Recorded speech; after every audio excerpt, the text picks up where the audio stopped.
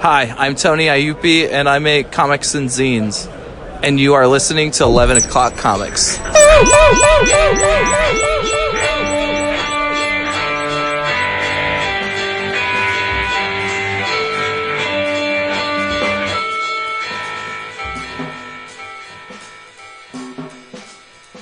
I like the Soprano version.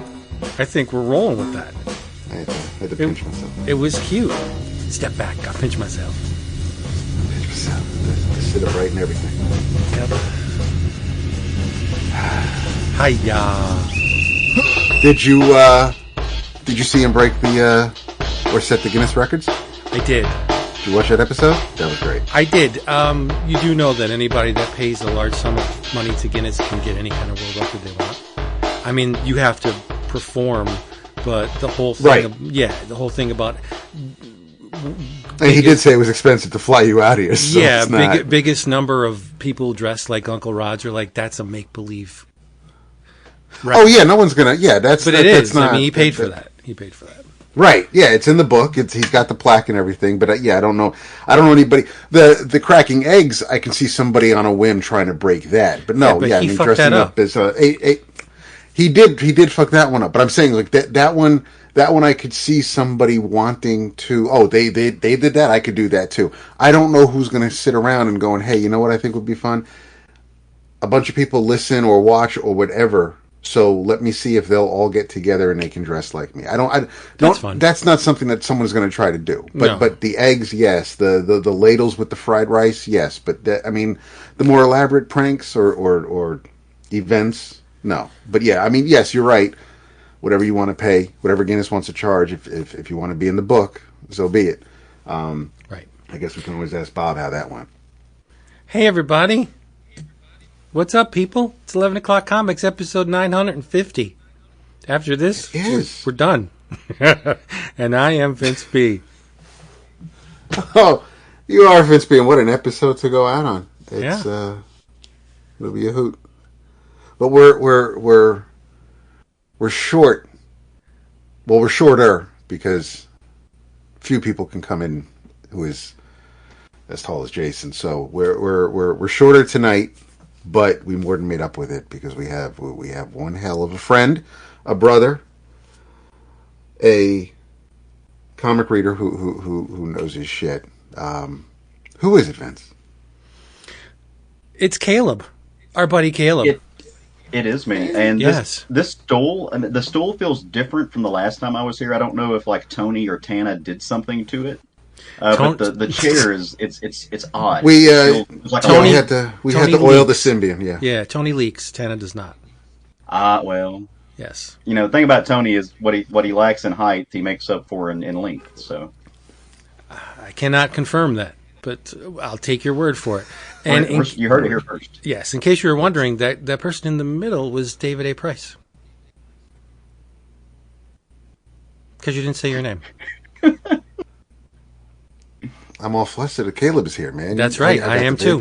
I'm all blushy. We're all a Twitter. I am David A. Price. Yes. You are. I apologize, folks. We are a Twitter because we save a lot of money on OGNs, omnibus editions, trade paperbacks, manga, artist books. We save a ton of money. Why? Because we're smart and we go to cheapgraphicnovels.com. Cheapgraphicnovels.com have everything you want that you can put on a bookshelf at the price you want to pay. It's astounding.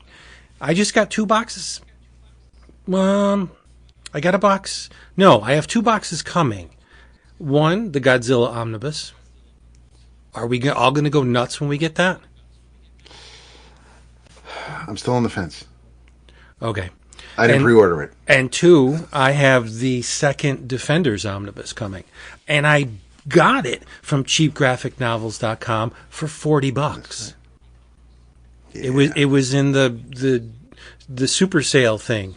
You go, there's always a bunch of sales, like a Nick and Dent sale or a fall sale, and click on it and you can see all this stuff that's like 50, 60 or more % off. So I saw the Defenders thing come up, and I know I didn't have it. I have the issues, but who cares, right? It's one volume of all of Gerber's stuff. I got to have it. So I bought it for $40. Like, that's crazy. Cheap the graphic. Fact that Yeah. The fact that you got that for $40, that's ridiculous. What's MSRP on that thing? $1.25? 100 and a quarter, yes, I think. It Yeah. could be 100, because then that would have made it 60% off, right? So, Okay. and it did. That's easy math for me. But I'm glad you brought that up, because I am very distressed recently at the price of omnibus editions. I think $150 is ridiculous for an omnibus. It is. It's stupid. Well, especially when you're not getting. I mean, you're coming with a dust cover, but you take the dust cover off. The cover of the actual book, the thing that you want displayed on the shelf, is kind of just like, you know what I mean. And then you lose the stuff in the gutters at $125-$150 for that. No, I want to be able to read it, like do arm curls with it. But for $40, for $50, oh shit, shelf porn all day. Yeah, it's fine for the older stuff when gutters were important and they everything was enclosed within panel borders. But once comics went to full bleed, it's very hard to bind those things over like 1.5 inches, 2 inches. Because you're right, you lose all the stuff in the gutter. But the only thing you're going to lose. That's stupid. Why would I say that? I was going to say the only thing you're going to lose at cheapgraphicnovels.com is money. But it's not true. You're going to save money at cheapgraphicnovels.com. And if you're a first-time customer, here's what you want to do. Place your order. Make it relatively small. I mean, we are comic book fans, so relatively small means a couple of books, right? When you get an email confirmation saying, thank you for ordering from Cheap Graphic Novels, you're going to reply to that email saying, Max, good man, I would not have known about cheapgraphicnovels.com if not for my friends over at 11 O'Clock Comics. Word it differently if you're in a hurry, and Max is going to bounce back free shipping on your next order. So you're saving, and then you're saving again. It's crazy. It's a cycle of savings. cheapgraphicnovels.com. And there are enough people, there's enough of us who have done that we can all kind of testify to it, which is really great. And if you, can I give a pitch for something that I think is really cool? Of course. So if you want to know whether or not these are kind of the BS meters going off, does this really happen? You should come to the Slack channel and ask all of us at the Slack channel how many times that we have ordered from there, and then how we got that sweet, sweet discount after we placed our first order, just by mentioning the guy's name. It's magic. It's crazy. Yep. Max is a good man. Books are very securely packed. They come relatively speedy. I mean, it is media mail, which nobody wants to spend $20 shipping, right? So it's just a wonderful service. That's why we use them. I am drinking. Nice. What are you drinking? Well, because Jason is AWOL. He's knee-deep in the hoopla, as they say. I thought, well, I should drink, because if I don't drink, I didn't know how this episode was going to go. If I don't drink, who's to say anyone other than Dap is going to drink, and then Dap will be all alone by himself drinking. That's not fun. He's not George Thorogood. So I am drinking Yingling. I'm sorry, but it is a more upscale version of the Yingling. This is the Black and Tan. It's a tasty beer, and I'll be honest, it was only $12.99 for a 12-pack. So you bought it? I did buy it. Yeah, I did. I didn't feel like spending $30 for a 12-pack or whatever, because I like the good stuff, but I wasn't in the mood. So this was on sale, and I said, whatever. It's just alcohol. It's like food. It's just going to get me over the hump. Doesn't matter. So yes, I'm drinking it. Would I recommend it? It's tasty. It's a hell of a lot tastier than just regular old Yingling, that's for sure. Sure, yeah. And, I mean, it's not like you went directly to the distillery to get it. No, I was looking for the something. The store bought it. It's all, so, I mean, it's not, they already got their money. It's fine. It's not, whatever your politics are, you enjoy the beer, that's, so be it. What are you drinking, Caleb? No, I enjoy it because it's cheap. I'm sorry. Go ahead, Caleb. Yeah. Well, you can enjoy that when you save that money from cheapgraphicnovels.com. Get that extra. That's that omnibus beer. He's a master manipulator. Working the crowd. So I am going to try to fill some Jason's shoes here, and I'm having some grape. So we almost got the George Thorogood reference, but I'm having a glass of red blend from our friends over at Chronic Cellars, and this is a 2020 Paso Robles. Let's see what's it got in here. We've got 70% Zen, 16% Petite Syrah, 10% non-Petite Syrah, and then 4% Ganache. Huh. So throwed it all in a bowl, mixed it up a little bit, toss it in the bottle, and then I'm gonna throw it in my face. The face. Nice. What do I hear clinking in that glass over at my friend Dab's house? And with this, well, it was a big ass cube that is rapidly melting because of the heat from the liquid. Good friend of mine sent this to me for Christmas one year. This is Rocktown, Okay. Arkansas straight rye whiskey with a splash of seltzer. Nice. What you think about it? I like it. The gin was really good, but this is Yeah. I don't, obviously, since I still have the bottle. It's something that I enjoy sipping from time to time. It reminds me of New York State whiskey, with the with how forward some of the ingredients are, but it is still extremely tasty. So again, thank you for this. Oh, you're more than welcome. Glad you like it. I know you're a rye fan. I actually prefer their bourbon. They have just a regular bourbon there. Doesn't have that rye bite to it, but the rye is delicious. I if you would are a like to rye try person. that. Okay, I can make that happen. Look out for that. I can make that happen. Oh, shit. Vince, you want some? No, thank you, sir. Appreciate it, but no, thank you. It's not Maker's Mark. Yeah, I really like Maker's Mark. Well, it's got that good Arkansas pesticides in it. It gives it that little twang to it. So, It's got the DMT in there. Nice. Hey, you want to hump your sister? That's how it works. it, All it- right. it- not So- for all of us. We have to talk about comics because that's why we're here. Yes. Mm-hmm. What's exploding your universe? Anything? I hope. What's Just a getting it couple done? things. Yeah. Couple things you wanna you led me. You roll kick on us the red off, bro. carpet for me. Oh, Yes. setting the tone. So, actually, I'm going to start off with we're going to go small press to kick this off. I've got a question for both of you, but I think Vince is going to have some neat things to say. No, well, Have either of you ever found yourself something akin to having a crush on or being attracted to a physical object, like a non-human? interesting. You mean like a car? Yeah. It could be a car, it could be a Could be piece a of car. art. Could be your first could Power Mac. Oh yeah. a phone charger. You know. I don't know if it was like a physical crush or an attraction, but I really loved my first Apple IIc. Okay. So, like, I mean, that's we're all weird. fans of Yeah. right? No, it's kind of hard to. It's not weird. It's kind of hard to contemplate though, because you generally don't think about romantic attraction to, to really just stationary objects, things that aren't alive. I mean, you can have romantic attraction to people. You can love your pets. Don't be weird about it, but whatever. But but not a lot of people have these kind of visceral feelings towards kind of stationary objects. But there is a concept that is out there in the world that some people have where they do, right? They have this physical attraction. It's unconditional romantic love, kind of like a crush to these physical objects. It's called Objectivum. And there is a book from our friends over at Silver Sprocket by an artist named Yugo Limbo. Called Viscera Objectiva. And my boo Dap threw this at me when we were hanging out there in Charlotte. And I finally got a chance to dive through it and read it. And Nice. I've read this book like 6 times now. Like, I keep going back Damn. to it.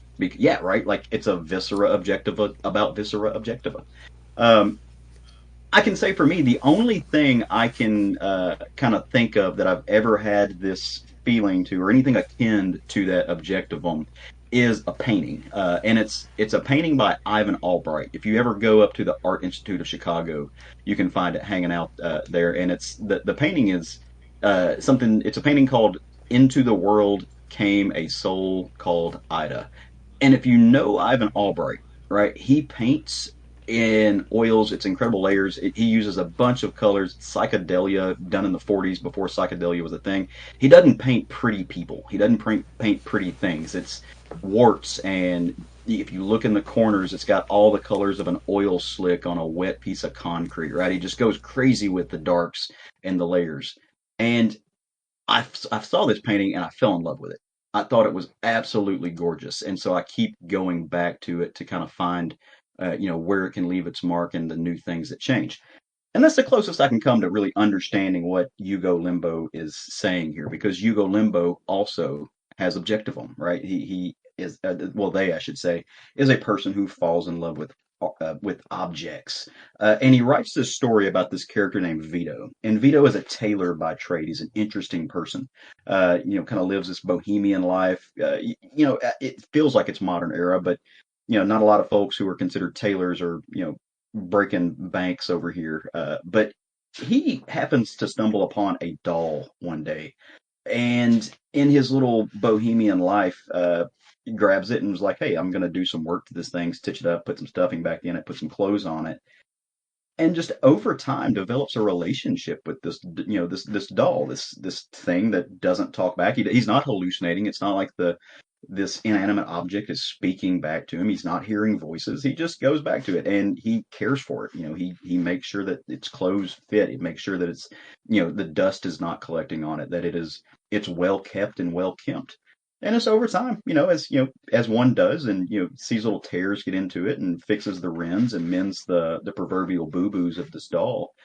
He falls in love with it, and it's not a sexual relationship, right? Or at least it doesn't feel that way. There's no physicality to it. This is not a thing that he's doing, uh, deeds with in the boudoir, so to speak. But it's just something that he lives his life with, and he has a relationship with, and it's a constant there.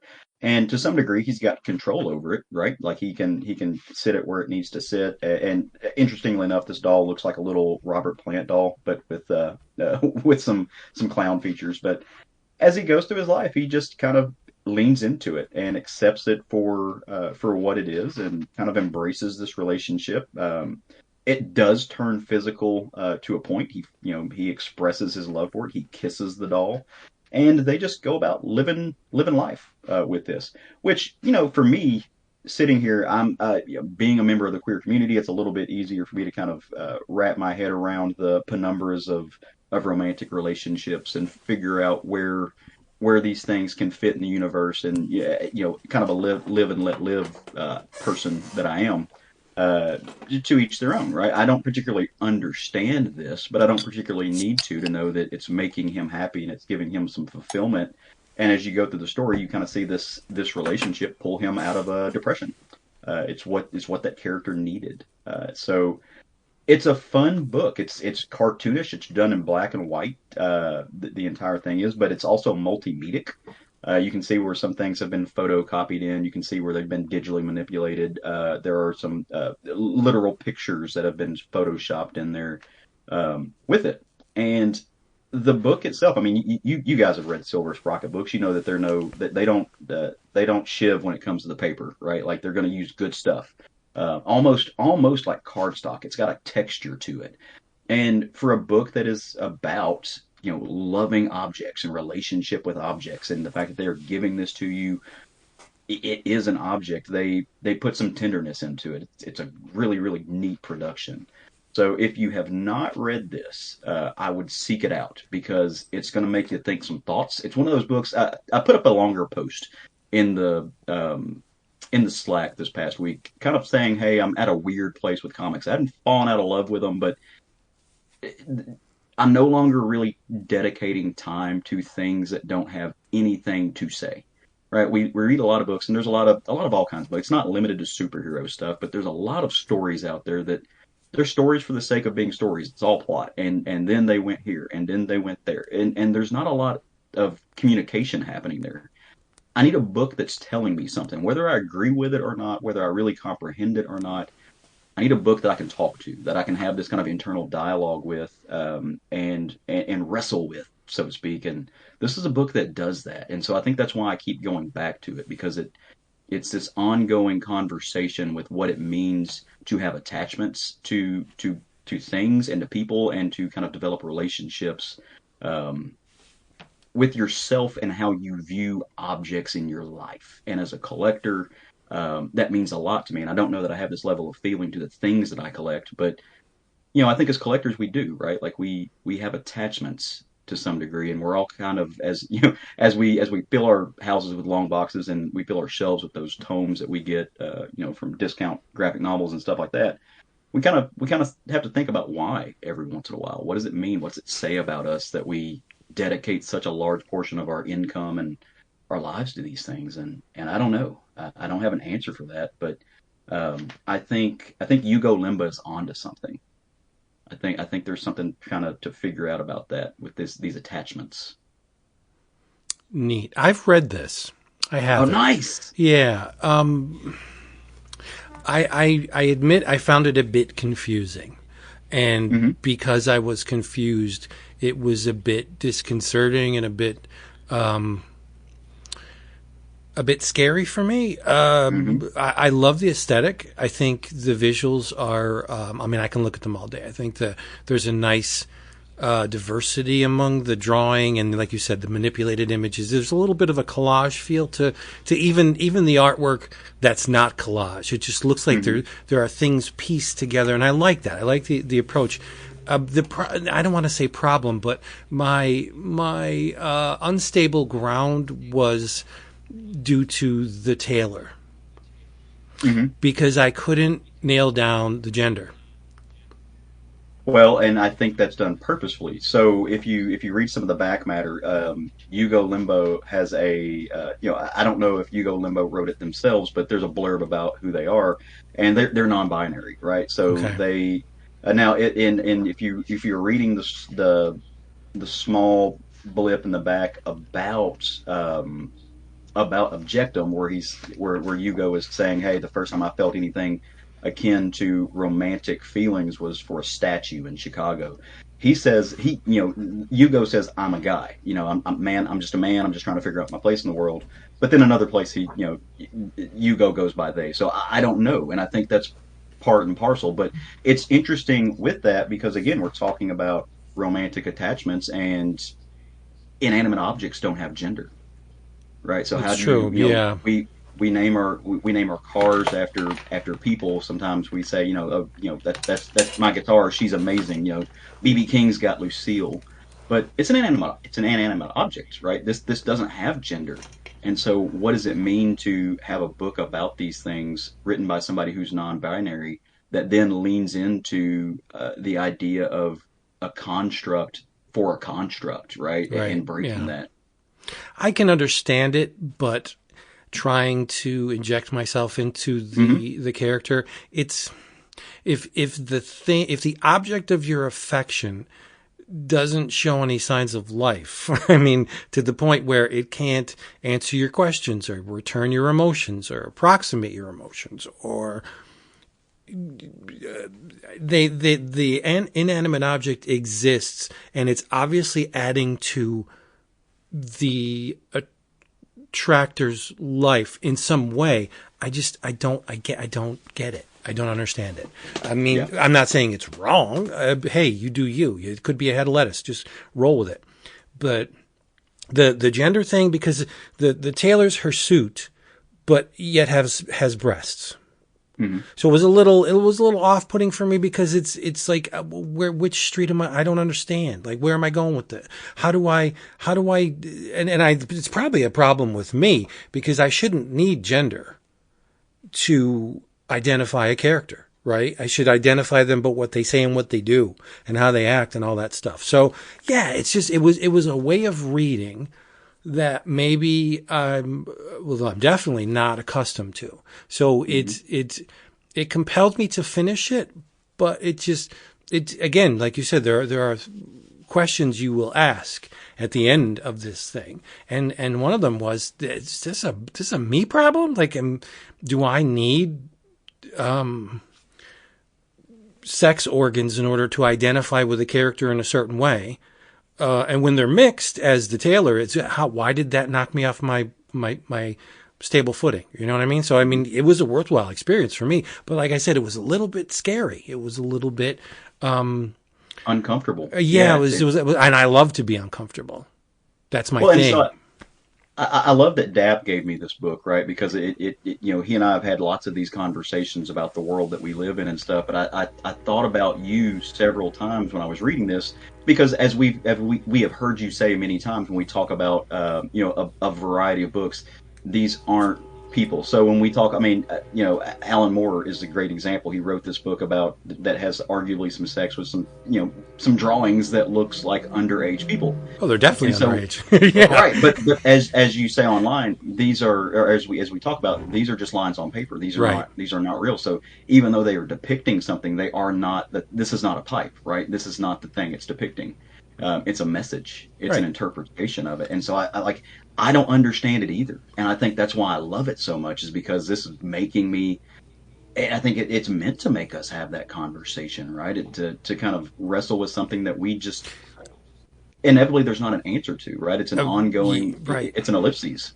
A very wise person told me a long time ago that if you don't put yourself in uncomfortable situations, you will never grow as a person. Mm-hmm. So very true. Yeah. So, I mean, I like it. I love it when I don't need to understand everything. Hopefully someday I will make sense of everything in a manner that at least makes me comfortable with the world. But that'll probably never happen. But I keep trying, right? And I need to understand things, but I firmly acknowledge that that's a room that's a bit scary to enter. Mm-hmm. So it's great that, and it's the fear, the uncertainty, the unpredictability of it that makes me keep coming back. I love to be disturbed. I love to be uncomfortable. Right. Yeah. And you want to hear about something that's very disturbing and uncomfortable? I do. This book is gloriously repugnant.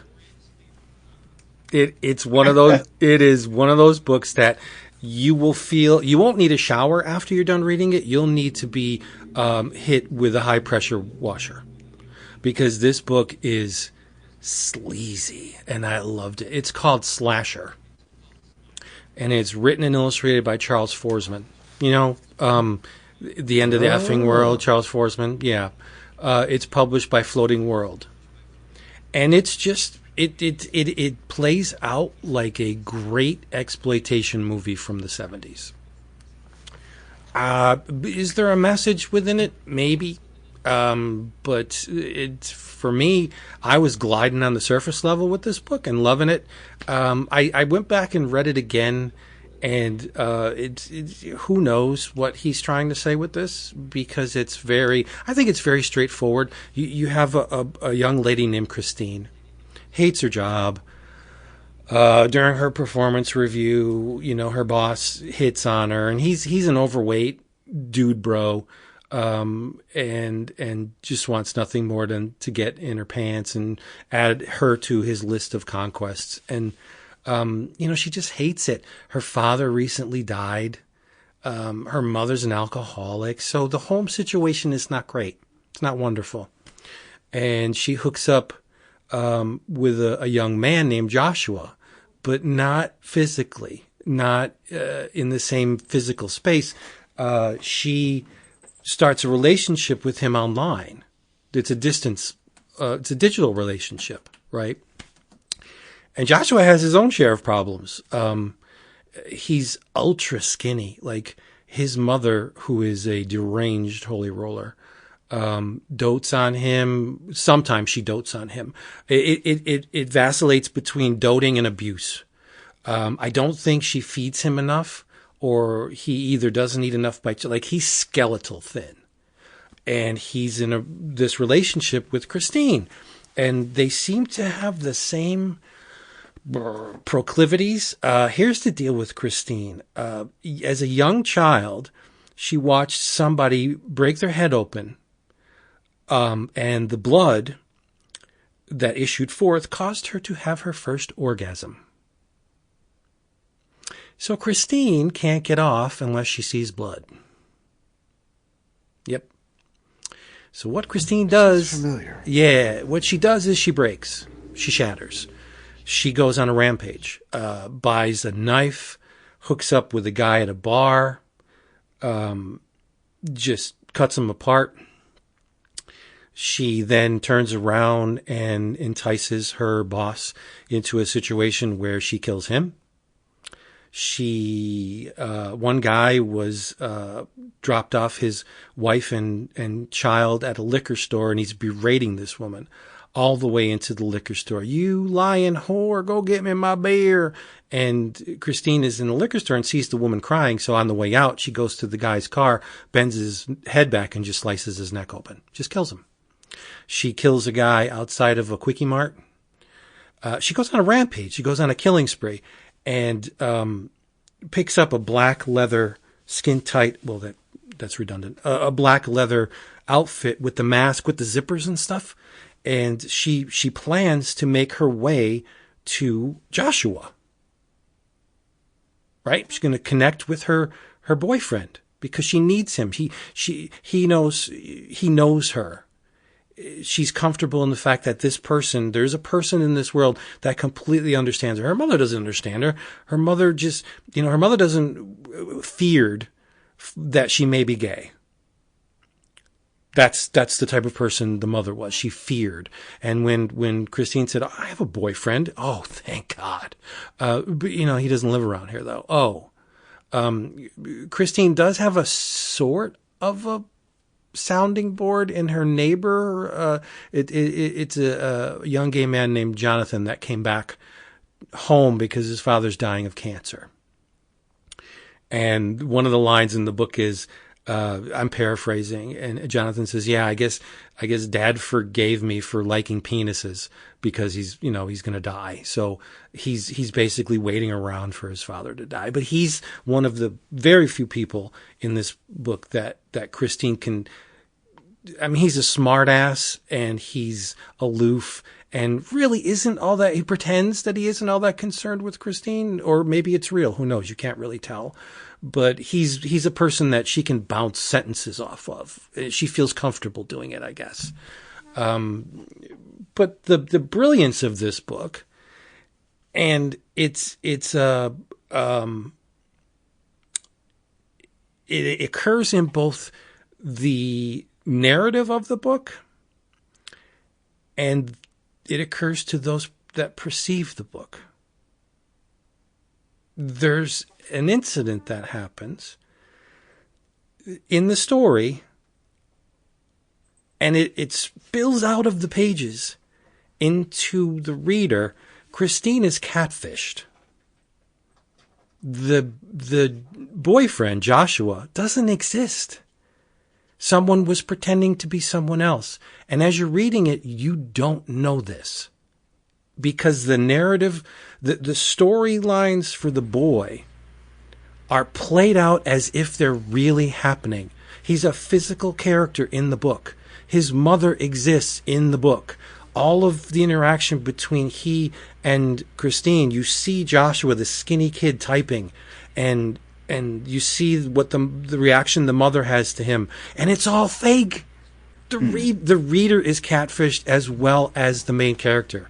It's insane. Damn.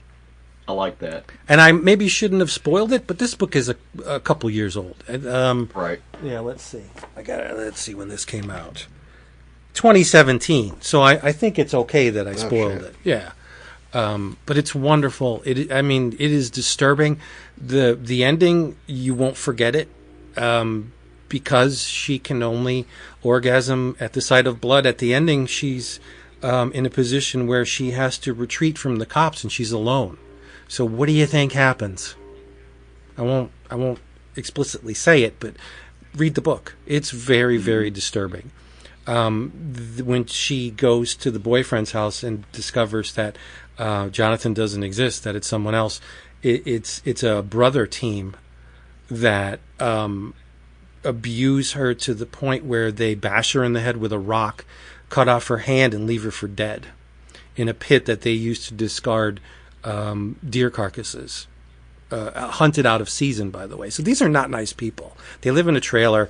That doesn't mean you're not a nice person if you live in a trailer, but I'm trying to just paint the complete picture of these people. Like they're not upwardly mobile. They sleep all day and then they hunt and stuff like that. It's like 2 generations from Hills Having Eyes. Yeah, they're not cannibals, but yeah, it's kind of like that. Yeah. But I thought this book was just wonderful because it's, again, I love to be shocked, and every page is like, ooh, oh God. It's just one uncomfortable situation after another, and then it ends, and I thought it was great. I like it immeasurably better than the end of the effing world, which I did not care for. But I think this is the tits. The end of that felt trite. I'm with you on that. It wasn't what I have 2 things. Number one, it seems like she went through a lot of effort just to get her Red Wings, and she could have just done some different stuff there. No, but do you want me to tell you what happens? Yes. Well, she's on top. She's on the peak of her house, and she's surrounded. The cops are there, and she takes the knife and she slashes open her belly. And pulls out her intestines and throws them at the cop, and they land on his head. And as she's doing it, she has an orgasm. Going out on top. I guess it's really amazing. So I should have said spoiler alert if you want to read this book, but again, this is one of those things that it's kind of you need to experience it. The rendering in the book is gloriously ratty. It's janky. It's erratic. There's very little finesse, and I love that. Forsman's just getting it down. The emaciated Joshua this kid's really skinny, and it's often hard to see. It's just a great book. But again, if you have a taste meter and you find things like dismemberment and bodily harm and blood and drugs and abuse, both physical and mental, maybe this isn't the book for you. But it really, I'm 100% certain, confident when I say that it plays out like a 70s exploitation flick. But there's cell phones in it. So the covers of this are interesting, and it may just be recency bias because you guys talked about it recently. But the covers remind me a little bit of the covers of Charles Burns's Black Hole. I feel like there's some, not the interior art, but there's some kinship to what they're drawing on the covers. Yeah, it's a little. It's very bleak. I almost wish it was in black and white, but with the amount of blood in this book, I guess it's more effective in color. Mm-hmm. But yeah, hey, I got the new Charles Burns today, and I'm a little bit sad that it's in color. Really? Yeah, Final Cut's in color. Hmm. I love Burns in black and white, but hey, whatever. It's still Charles Burns, right? Yeah, it's a foul friggin' book. So for Jason's sake, you just tell him that it's this is about the burgeoning sexual awakening of a young woman in the midst of Middle America. It kind of is, right? In a road trip, yeah. Yeah. Her sexual awakening, her sexual awakening through violence. She does have another ersatz friend. She's on a bus going to Joshua's house, and she meets up with a very large, balding gay man. And she spills kind of like the beans to him. And they seem very comfortable speaking to each other. And they actually have a laugh together. And she tells him bye. And then there's a panel with her just looking in his direction where she seems actually whatever passes for happy with Christine, So, there's a couple of glimmers of light in this book, but they're very few and far between. It's debauched and wonderfully so. So yeah. Slasher by Charles Forsman by the great Floating World Comics. It's only $15. You get the whole thing. Huh. Yeah. It's a steal. Whole thing. Yeah. Get that power washer ready. You're gonna have to spray your balls when you're done with this. Your balls. Yeah. What else do we have, Dappalicious? Well, let's see. Trying to be mindful. Maybe not so much cutesy, because I want to make sure we can talk to Jason about things when he finally returns. But I will speak on Absolute Power number 4, because it's not so much an ending of an event as it's also a prelude to the next thing. Very similar to Blood Hunt in that regard, but still written by Mark Waid, as all 4 issues were, and art by the amazing Dan Mora. But after all the tie-ins and all and any of the crossovers, it all comes down to chapter 4, titled Showdown, and this is when Waller's world begins to crumble all around her, and we find out who may have been a Judas or a wolf in sheep's clothing, and who is betraying who, how our heroes prevail, how it all comes together to figure out how to stop Waller and Brainiac Queen and Failsafe and everything else, and the Amazos. And it's also incredibly clever, because that's what Waid does. That's who Waid is. But it's of course, Flash was involved in solving the dilemma. This time, Flash didn't die, but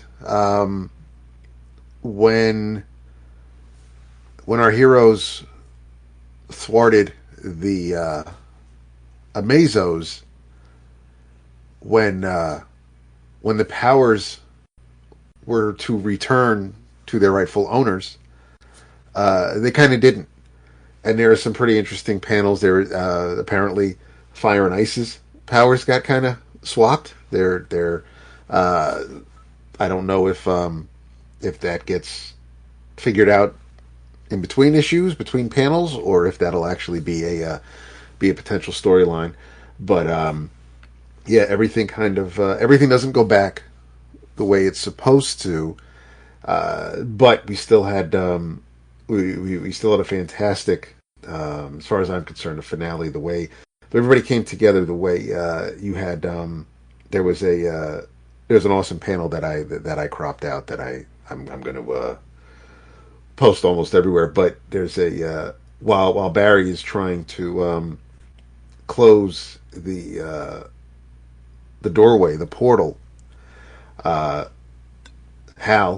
because he got his ring back, is trying to he sets up a barrier, and it's breaking down. He's screaming about only having so much willpower. So then Jay and I think it's Wally come to lend theirs. So it was a nice nod to the old Green Lantern Flash team ups from back in the day. The person who actually does get the ball rolling and getting everybody's powers back was probably a character that you could have seen coming from the first issue, but how it came out, how it played out, was really neat to see. And you even have Waller pulls a freaking gun on Nightwing. And she's like, "Listen, you move an inch and I'll blow your head off." But then Dreamer comes and saves the day. However, we all thought Dreamer had died, but if you had read the Absolute Power Super Son issue, that ties into Dreamer's return here. And yeah, I just thought it was an absolute blast. Waller ends up basically blowing it for herself. She she can't shut up, so she kind of lets the whole world know what she was up to, and she's not only in a physical prison locked up, she is she's also in somewhat of a mental prison because she's having trouble remembering anything that she has learned while setting up all these heroes and trying to have them lose their powers. So I think Wade did a phenomenal job. There was the one panel that was when we find out who was involved in the reveal and how the mystery was going to play out. Batman kind of gives a look to Martian Manhunter and says that that was a secret you could have shared with us, and John lets Batman know, you lecturing us about keeping secret plans is highly ironic. So I love it when Batman has to kind of get it back, what he loves to dish out to others. And as far as the setup, obviously the Justice League has been disbanded for a while. The Titans were pitching in. Like Marvel with Fantastic Four, if there's no Fantastic Four book, no matter how good or bad, if there isn't a Fantastic Four comic being published, something doesn't feel right at Marvel. And I feel the same way about DC. If there's no Justice League, Justice League of America, Justice League America, JL, anything regarding mainly those 7 heroes in a group, it just doesn't feel right with me as far as DC goes. So the Justice League will return, and basically the last page lets you know that you can follow along. The next chapter begins in the DC All-In special, and the upcoming Justice League Unlimited. So yeah, it was this wasn't necessarily an event like Crisis or Millennium or Zero or anything like that, where it was done, and then of course the fallout would be in just whatever comics you would pick up month after month. But this was really just it was a 4th issue ending this story, but hey, we're not finished, and you can continue reading it in these other books. But looked amazing. It was a fun ride. I had a blast. It was particularly sweet the way Waller's downfall came about, and her comeuppance. I always appreciate stories where good, of course, triumphs over evil, but I always feel some kind of way if evil kind of just saunters off into the shadows and to lick their wounds, and the heroes just feel like, okay, well, they learned their lesson, we'll be ready when they come back. Instead, no, lock them up. Like, that's what. So this is what happened here. So I was happy to see that, because she is too. DC has made her way too powerful, and she isn't somebody who I think at this point now she can definitely be on ice, hopefully for a couple of years. You shouldn't have to go away permanently, but we've seen enough of Waller these past few years, so I'm fine with them letting her rest for a bit. But she's a character that you really, the way they have built her up, you can't just kind of like let her go and hope she'll learn her lesson and she's out in the world somewhere. The way she behaved here in this story and how she has been behaving, this was justice served. So I thought it was a fun ride. I know that I don't want to do the whole comparison with events between the big two, but I think as gorgeous as Blood Hunt is, I just, based on my growing up and what I enjoyed, Absolute Power really it spoke to me. I had fun with it. I want to be half as good at one thing as Dan Mora is good at like 17 things. Mm-hmm. It's stupid. It is. I I don't know what kind of deal he made with whatever devil. I'm thankful for it, though. It's ridiculous. I like your point though about letting Waller sit on ice for a little bit because yeah, I mean they do this from time to time, right? They build up one villain and they it's kind of like superhero Jenga, right? So you've got this tower that's predicated on this one kind of figurehead, and you can't pull that figurehead out, and the whole like publishing line kind of will tumble down. So it's going to take some time to shore it up a bit, but yeah, it's time to move on and do some other things. I mean, don't go back to Luther, but let him hang. Well, we kind of can't right now because right before fallout from the Brainiac War, he's got amnesia. He has no idea. I don't want to say he has no idea who he is, but he doesn't know the knowledge he possesses or has access to. So he's pretty much a blank slate these days.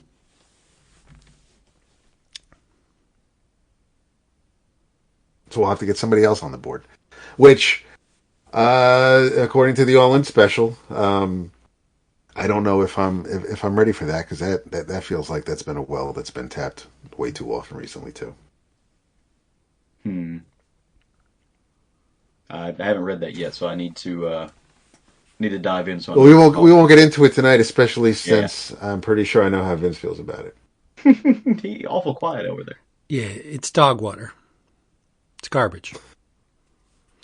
And I was extremely irrational on the Slack, and I pulled back a little bit, and I said it's only a comic, right? But to me it's not only a comic, because no, I get it. The thing that happens sets that team back another 5 years. It seems that every time they try and do something with the Legion, they fuck it up because they don't approach it with the whatever I think the necessary respect. Like the Legion is one of the oldest, greatest teams in superhero comics.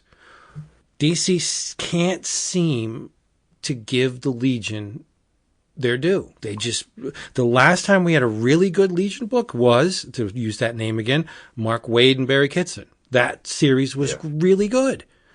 Because Waid is one of those guys, as you've heard on this episode and many episodes recently, that you can tell he loves the characters, he knows the histories, and he gives these characters the respect he thinks they deserve by manipulating them in ways that, do justice to what has come before. They don't do that with the Legion. It's like they almost have a dictum at DC. It's like, okay, let's set up our publishing schedule for the next couple of years. All right, we're going to have Batman do this. Superman's going to be in this position. Let's do this with Wonder Woman. Oh, and let's fuck up the Legion. It seems to be that is a thing that DC strives to do. Screw up the Legion. And I think making them villains at the end of this bullshit issue is not a good idea. Because even if they do become heroes, again, something happens, that storyline comes to a conclusion, brains were addled, whatever they want to use to explain it, and then they become heroes again. It's not. So this current crop of readers is going to know the Legion as one-time villains. That's not good. No, I don't. You can't do that to those characters. These characters are awesome. They're amazing. They're old as AF. And why must we mangle the Legion? It's one of these sacred cows that really sets me off. And every time they do it, it seems like they push the next attempt at a good Legion book 5 years into the future. Like Bendis screwed it up. We haven't seen anything Legion since Bendis did his thing with it. Now we see them and they're villains. Like, stop kicking the Legion in the balls. Just, where's Paul Levitz when you need him? Just give the book to Paul Levitz. We're done. Or Mark Waid, Or Mark Waid, right. There's a ton of guys that can do justice to the Legion. Scott Snyder's not one of them. No, he's not. I don't know. I don't know if that was Snyder, if that was. It could very well have been. Still. It could have been editorial too. I don't know, but the thing is, the thing that got me was I knew from the first page that it was going to go south. The caption, 52 days later. Yeah, I saw that. I was like, really? Like, we got it? Let's bring that Ouroboros back. That snake's got to eat its tail, man. Got to be 52 or bust, baby. DC doesn't have another number. It has to be 52. It's got to be that. They really don't. Yeah. And I don't want to sound like an asshole or a dick and just wholesale just condemn DC, but it just seems like nobody knows what to do with the Legion. And the Legion's awesome. I will say, and I'm not defending it, and I love the Legion. Who doesn't? My love. No, well, I'm but to measure it, my love, it doesn't pale compared to yours, but it's not as bright as yours is for the Legion. You show me that ring, and I'm like, that's one of the reasons why I like Booster Gold. Right.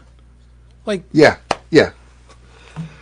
I think, I mean, when I got into the Legion, I went back and read the earlier stuff by that Mike Grell drew with Corset, Cosmic Boy, and I went back and read, but I mean, as far as me getting into the Legion and sticking with it month in, month out was right around the Great Darkness saga, before they went through the Baxter series, and you had the reprints, and so I was right there. That was the sweet spot. That was obviously the golden age of the Legion, and that's a great time to get in. And that, I feel like if you're a certain age and that's the Legion you got into, then like you're saying, Vince, it doesn't matter what you do with the Legion until someone like Mark Waid comes around. Like, everything's going to pale to that. So you can't don't try to be better than Keith. That's just, it's true. Just do your Legion, but still do it in a way that honors what came before it. But the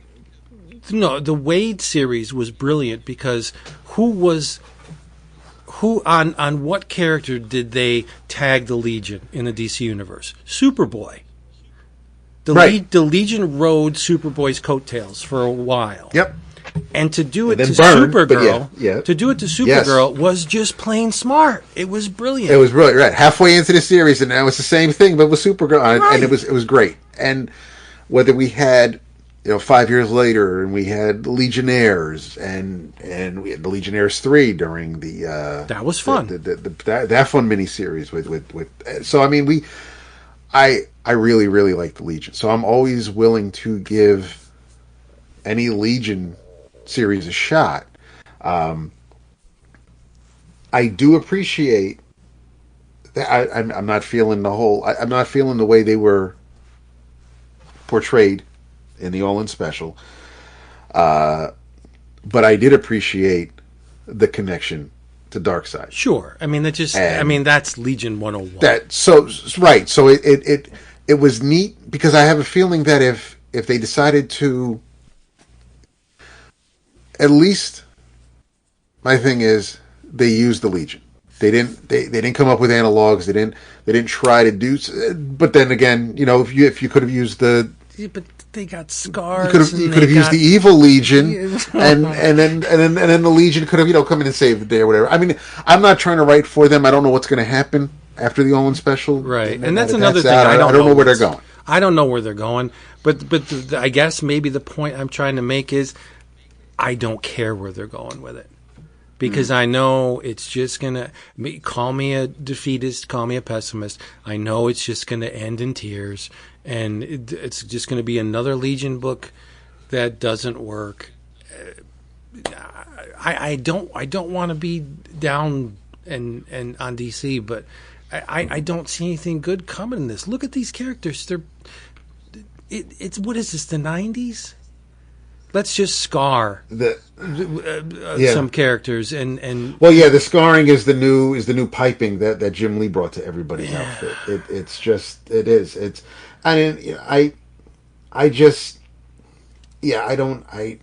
I don't know, because and I thought, I mean, this was one of the, and it was a bummer in the sense that this was absolutely one of the better written versions of Booster Gold in recent recent. I like Booster DC a lot. I really memory. do. I think he's a very honest character. He just can't help tripping over himself. Right. But I mean, they honored his past, which is obviously his future. But I mean, he talked about, of course, the museum, and then seeing that card that Superman gave him to join the Justice League, and everything was, and he's actually willing. Listen, I'm the only one who can do this. Like, he's not doing it for the accolades because there's no cameras around, but he's like, I am the dude who can handle this.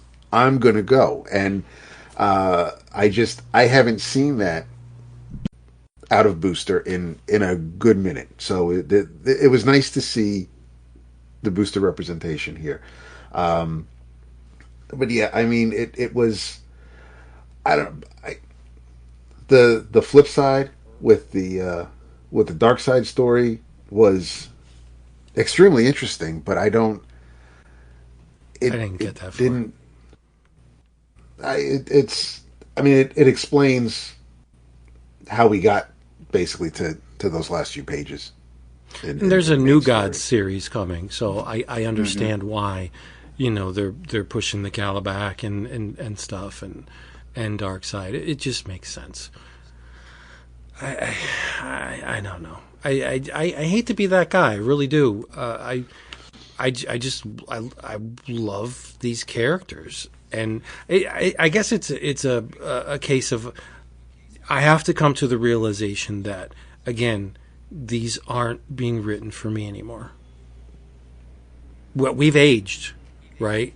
They need to do something to keep people reading these books, right? And not just we old guys or us, whatever. I don't care. Well, as somebody who's not as steeped in Legion lore as you guys are, I mean, I've read them tangentially, but I've never read the bulk of the, Brian is getting his car to come like flog me with something just because I haven't, but I'm not steeped in the lore, right? I just know them tangentially.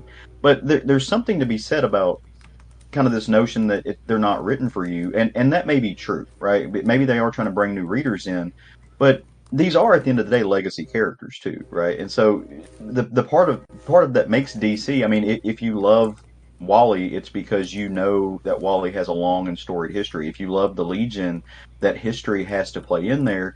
And if you look at the books that are being written right now, I'm not one of those people that says that everything comes out is bad, right? Like there are good books coming out of there. For me, it's a lot of plot-heavy stuff, and that's where you lose interest because I care more about the characters. Like, again, have a conversation with me. Let's have some introspection.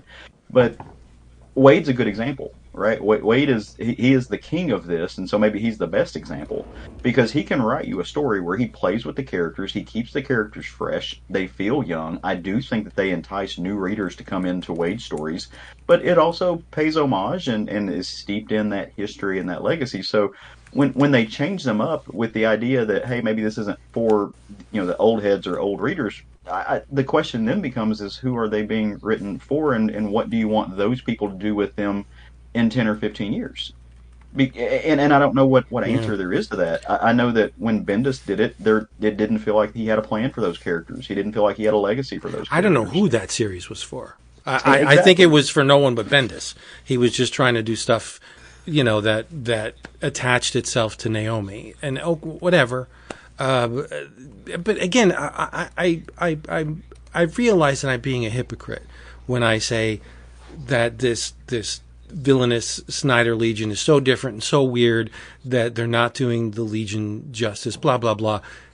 That's Giffen's 5 years later, right? Giffen mangled the Legion in 5 years later, but I was at the point. I was reading comics at that point where I would allow a series the luxury of going where it wanted to. The writers or the creative team wanted to take it. These days, I can't give a publishing company, especially the big two, the benefit of the doubt because the books are $5 a piece.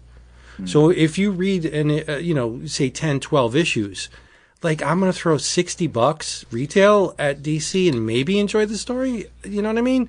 So what do? Do you wait for the trade and get it at a lesser price? It's all about economics for me. Like, I would rather invest my time and energy in something that I know has a high probability of clicking with me than taking a chance on yet another failed Legion iteration. I don't know.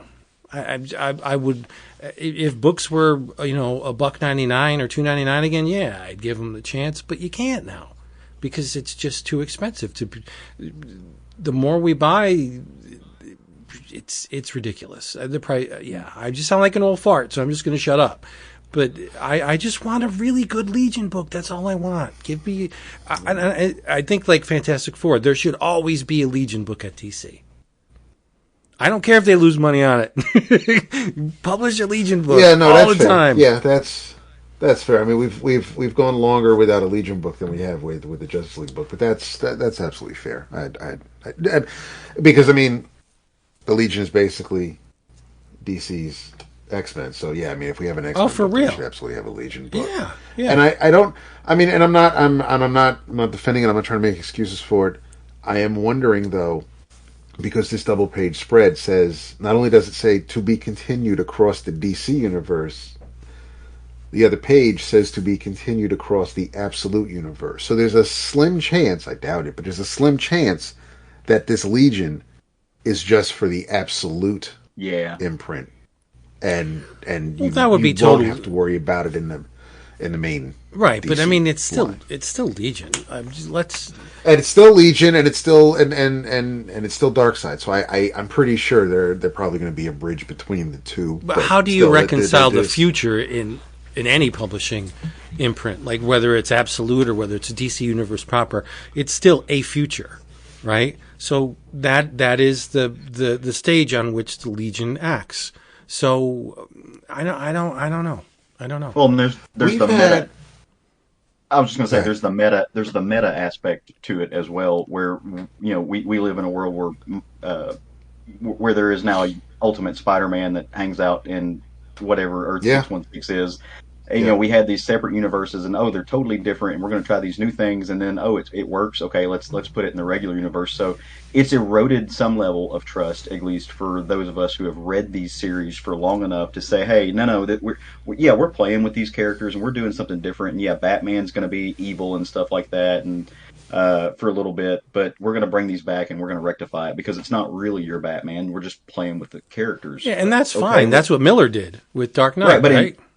In 5 years, it becomes the characters. Now we have. Now Miller's Batman is in many ways those that the genetics of Frank's Batman is in our Batman, and it was never supposed to be. So the editorial has eroded those lines, and in doing so, they've eroded, I think, the trust that they had built up for the readership to go in there and allow them to play with these characters in different ways, and trust that they will not bring that back over into the characters that in the mainstream universe. And if they want to, inevitably they can, right? Like Batman's been around for 80 years. They've got to do something different or it gets stagnant and stale. That's fine. Play with it.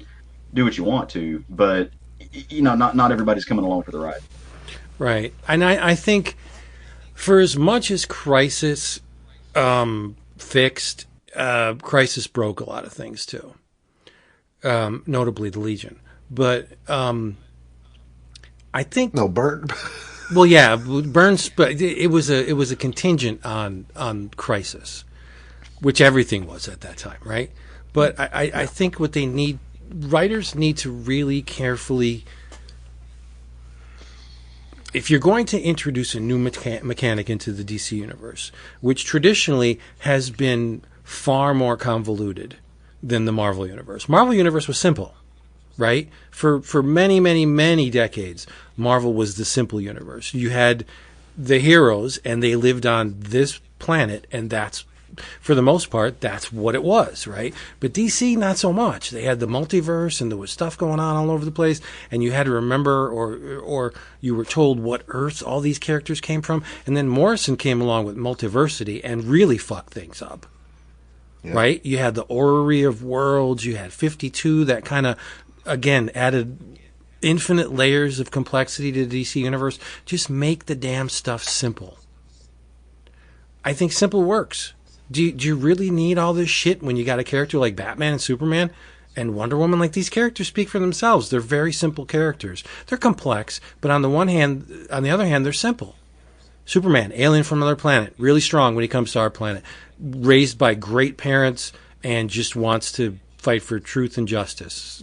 What more do you need to know? Right? I think adding all this multiverse stuff and different versions of characters, that's a big point with me. How they keep doing these cookie cutter versions of characters. Like, you're just perpetuating your IP. You're not creating really great stories. I think that's exactly what it is. So I've been reading and listening to a lot of people like Howard Chaykin. I've just finished reading Hey Kids comics, right? And so reading a lot of interviews with Howard Chaykin, talking to Zach Crucy a lot on several of these topics, and it's like kind of what you said, right? It is the perpetuation of IP for the sake of perpetuating the IP, but you're not wrong, right? They took these kind of very simplistic characters, these profiles, and they tried to muck them up, right? They tried to shoehorn them into as science grew and as we started having these weird concepts and these high end ideas, top of the bookshelf Grant Morrison type stuff. We don't need that everywhere, right? You can have Rand, right? You can have Rand for that. Yeah, I pulled Tower of Babel off of my shelf because I think that is probably the best way to do this. Right, that is a very simplistic story with some very high-end ideas that puts characters that we know and love in situations that they are adverse to one another, but it doesn't reduce them to it doesn't reduce them to being I don't even know how I want to put this, right? It doesn't make them something that only exists for the purpose of shock value. Oh, this character that is meant to represent, hope and goodness and the best parts of what, or if you're talking about Batman's case, the best part of what should happen when people have money and they use that money for the betterment of everyone around them. Now they're going to take that and it's edgy because it's bad, right? No, like don't do that. We don't need 52 versions of this. We need you to take this character and stick it into a complex world and show us that there is some even-keeled ideologies at play, even in our fiction. Right. And that kind of thinking, which reveals, the man behind the curtain that, we're doing this just to make money. Yes, we're telling stories, but for the most part, we exist to make money. For many years, manga was immune to this, that way of thinking. Now you see this kind of stuff seeping into manga. Naruto turned into something else. Another series, you got One Piece that's going on forever. It'll stop only when it stops selling. Like, there just seems to be among the publishers that now the guiding light is, if something clicks, we're going to do a bunch of it. And we're going to do it for a long time because people are buying this stuff. And on the, you can't discount that way of thinking because these entities exist to make money. So I understand that when they see an idea that's resonating in the form of dollars, that they're going to keep doing it. And then they're going to do another one of it.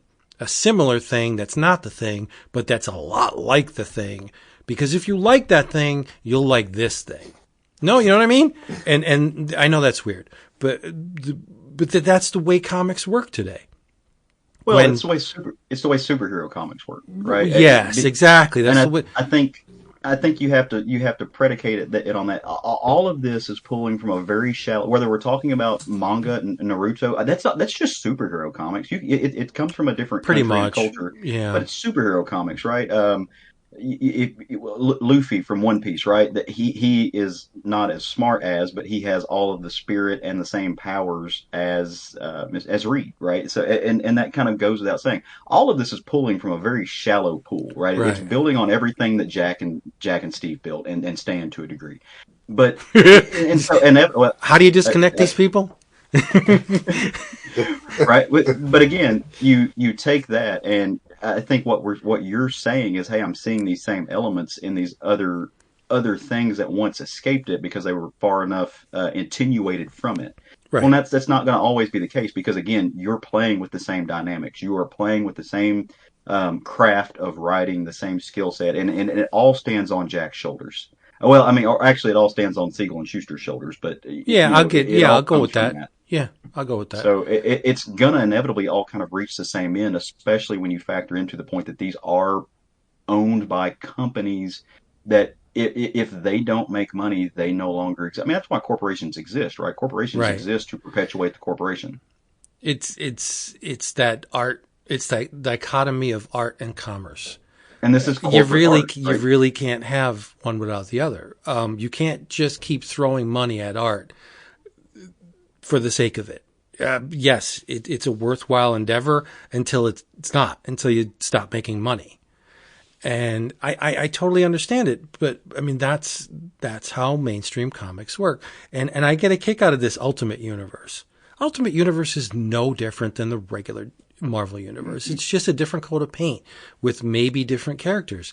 And yet, this stuff's different because, Wolverine and Jean are not together in the Marvel Universe, but they are in the Ultimate Universe. So it's like you're doing fan service as well as it being an echo chamber for the stuff that came before.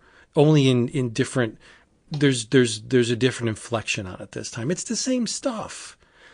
And I think once you see that, when you get to be like almost 60 years old and you've been reading this shit forever, you see it and it's just like, how stupid am I to hope for some respect shown to the Legion? Like that's basically a fault in myself. I should know by now that it's not going to happen because the money's not there.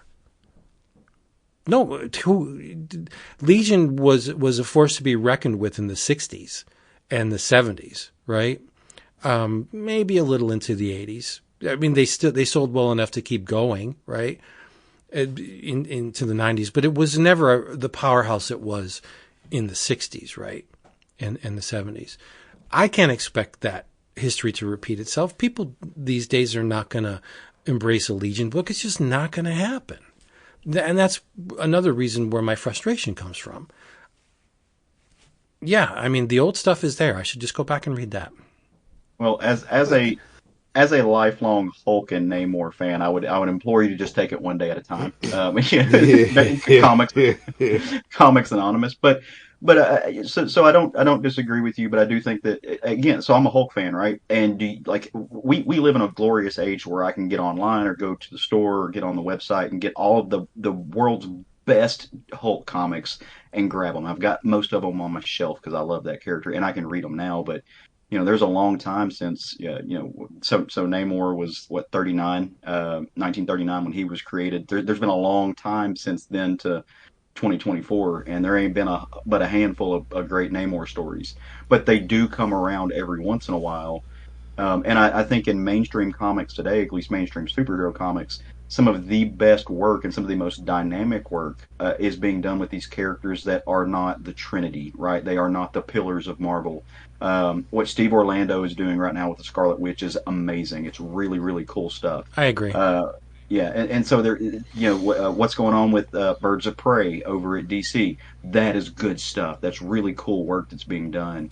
And so I think you have to look in the minutia, so to speak. You have to look at the smaller scale things that aren't meant to grab everyone, and just see what those creators are doing. Because Al Ewing was not a household name when he wrote Immortal Hulk, and now that is probably one of the best books of the last 20 years. In my opinion. Yeah, I got to stop agreeing with you because you're right. Yeah, but that doesn't take away from the stuff that came out that was kind of just like, Jesus Christ, I got to plow through this. I got to get when is this going to be amazing? But you're going to get those gems. You gotta shovel a lot of gravel before you find a diamond. It's that's funny. It's true. You're right. See, I'm just you need me. I'm your silver lining. I think you're disgustingly optimistic, which is very good. I like that. It's the wine. It's the wine. Let's see if you agree with me on this. The absolute best Namor ever got was in the hands of John Byrne. Well, let me rephrase it. The absolute best Namer ever got in a book that was his own. That not as a supporting character, not as a walk on in Fantastic Four, or maybe a team up book, a book that actually said Namer on it. I think the best is John Byrne. I can't disagree with you. I can't argue. I can see where you're going with that. I think the best Namor that's been written is in some of the Tales to Astonish stories. Right. Well, his name was on the cover. That's good. Right. No, his name was on the cover. It was a split book, but it was still his name was there on the cover. So okay. Yep. But it's good. There were no babies drawn in that book. The low hanging fruit. I'm sorry. It's true. Yeah. Yeah, and it got really weird. Yeah. It got really Especially weird with when the Jay Jay Lee. Lee stuff. Yeah, it's very Yeah. strange. Oh yeah. Very Yeah. strange. I mean, I appreciate the run because he gave us back Danny Rand. Mm-hmm. This is true. After Owsley killed them all. Yeah. But does it sound like old guy comics? This episode. Oh, it's definitely yeah. Yeah. This is. Jason would I be don't like. even know the number. Jason would be like, bruh. Hey, I started us off with a person that was making out with a doll. So Yeah, it's all right. Yeah. And then Vince brings us to a serial killer, so we're good. Yeah. We're right on schedule. I used this book as the art for the featured image, so we got to talk about it. And I know Caleb didn't read it, but Dap did. So maybe we can convince Caleb to read it. Toot sweet. Tell me on it. A new book. It is a new book in the already awesome Ghost Machine line. It is the storytellers. I like the fact that the artist is not listed as the artist. He's listed as in tandem with the I'm going to say writer, but I'm guessing they're both storytellers because that's what it says. The storytellers are Geoff Johns and Yvonne Heiss, with inks by Danny Mickey. If you don't recognize that signature on the cover, you probably haven't been reading comics for all that long. Color art by Brad Anderson. It is called Hyde Street. It's a strange little book. I mean, we saw the preview in the Ghost Machine special, right? So we knew what to expect, but it still went far beyond what I expected. And it's a bit House of Mystery. It's a bit Twilight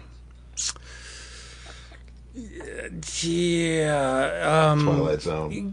Yeah, kinda. It's this street that exists in multiple places at once. They kind of couch it in the text reads something like there's a street that exists between streets in every town and every city, and it attracts those that have transgressed. It attracts people that have murdered or committed a crime or have done something so extreme that they are being judged. And they're somehow brought to this street from many different avenues, but it exists like in multiple instances. And there are these entities. I don't want to call them people because I think the jury's still out on that. There are these entities that are placed at various locations on this street that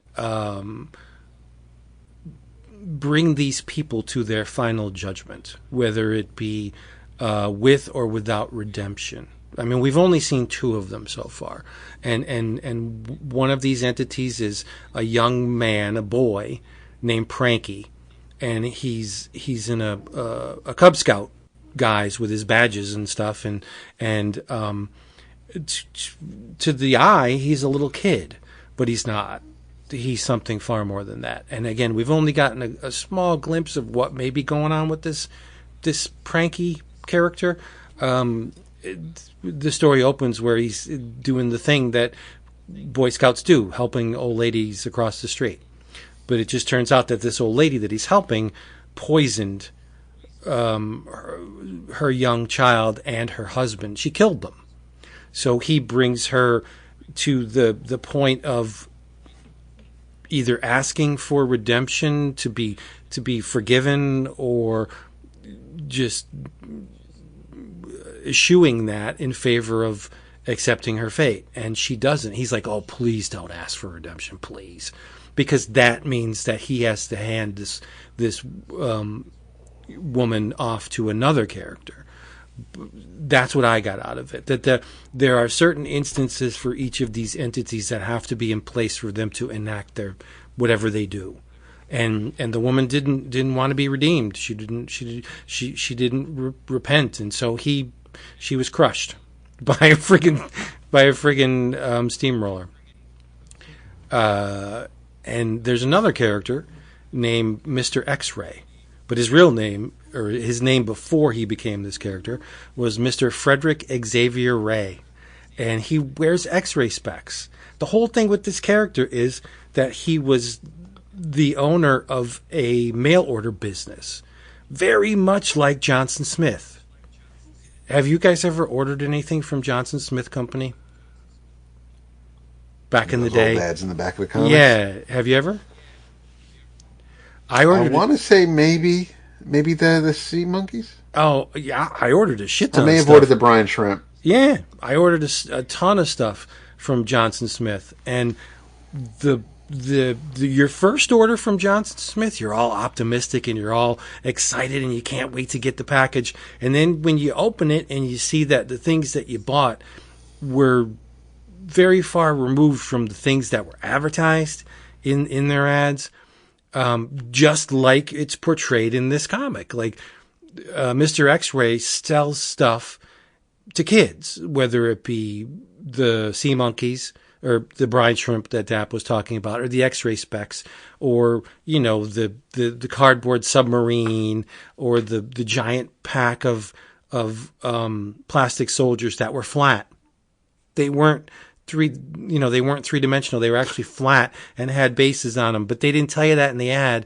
One of the things you learned very quickly from ordering from Johnson Smith Company, the experience you got from ordering multiple things taught you that it was always a case of to what degree would you be let down by the stuff you're going to get.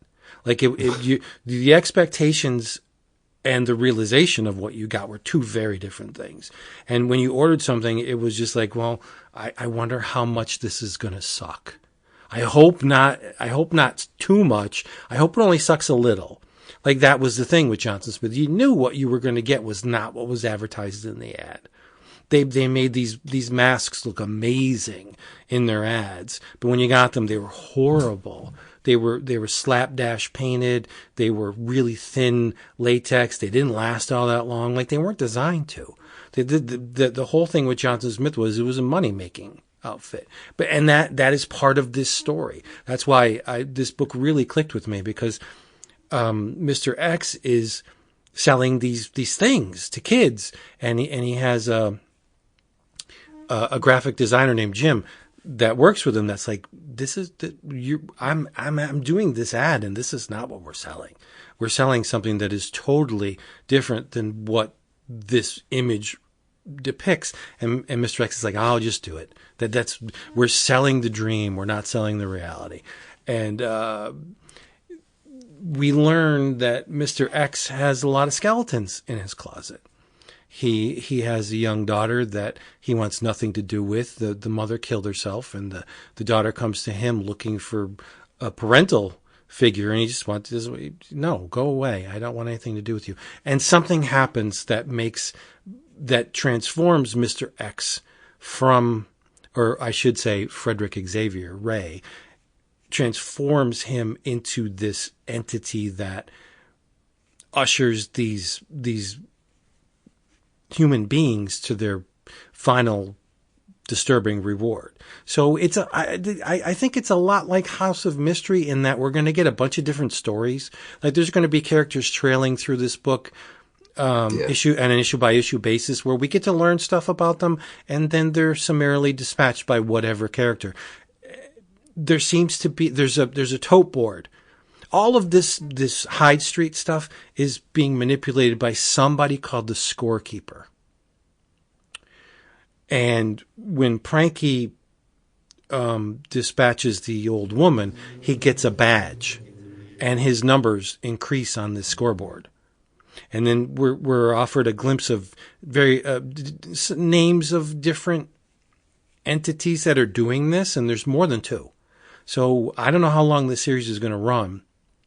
I'm guessing for a while, because I think the very concept of it is ripe for. I mean, you can have a bunch of different characters just weave through this book, and people that have done something very despicable that need to be squashed. And that's what it is. It's an old fashioned book. It's kind of gross, kind of gruesome. There's a lot of blood in it for a first issue, but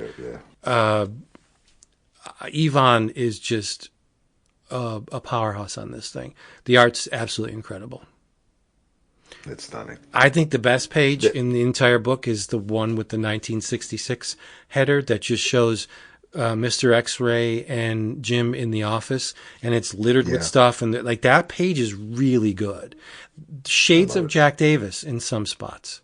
Yeah, I mean, Yvonne. He doesn't draw like Jack Davis, but the way he models the characters, and the Mr. X wears a suit and dress shoes, right? And so just some of the line work reminded me of, or the way the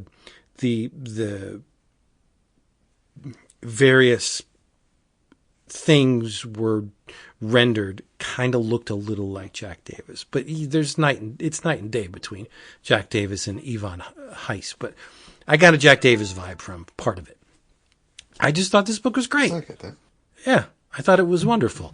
It's old school horror where you got these characters that know more than we do, just sending these people who have done nasty things to their demises. I mean, you're really not supposed to like anybody in the book. Yeah, there's really nobody.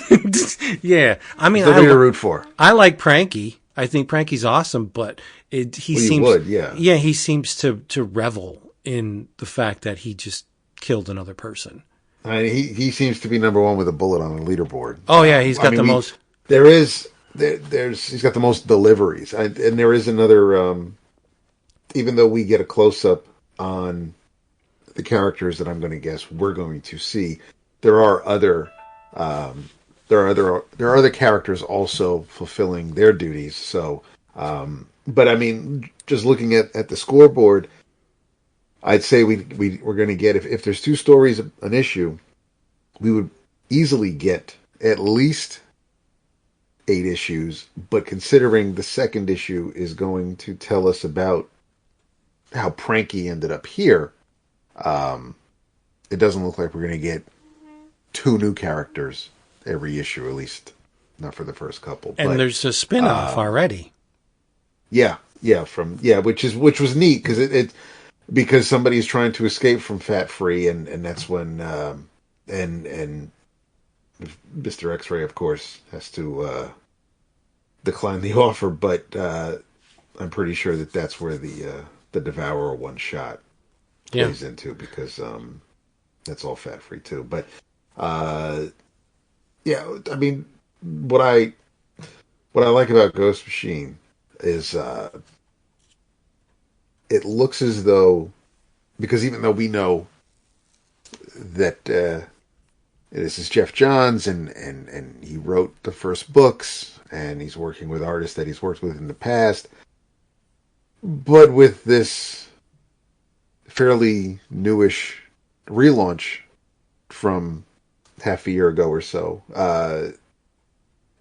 there's a very much a Dark Horse Legend or Bravura vibe, because you get all the creators on all the books, from colorists to pencilers and the other writers. Like those are the Ghost Machine creators. So it seems to be like level playing field across. Everybody gets the fair share of the pie. So it's not like it's Geoff Johns' baby and he's just hanging out with some friends and he's throwing them some crumbs. It looks as though Ghost Machine is everybody who's involved with this, which is nice to see.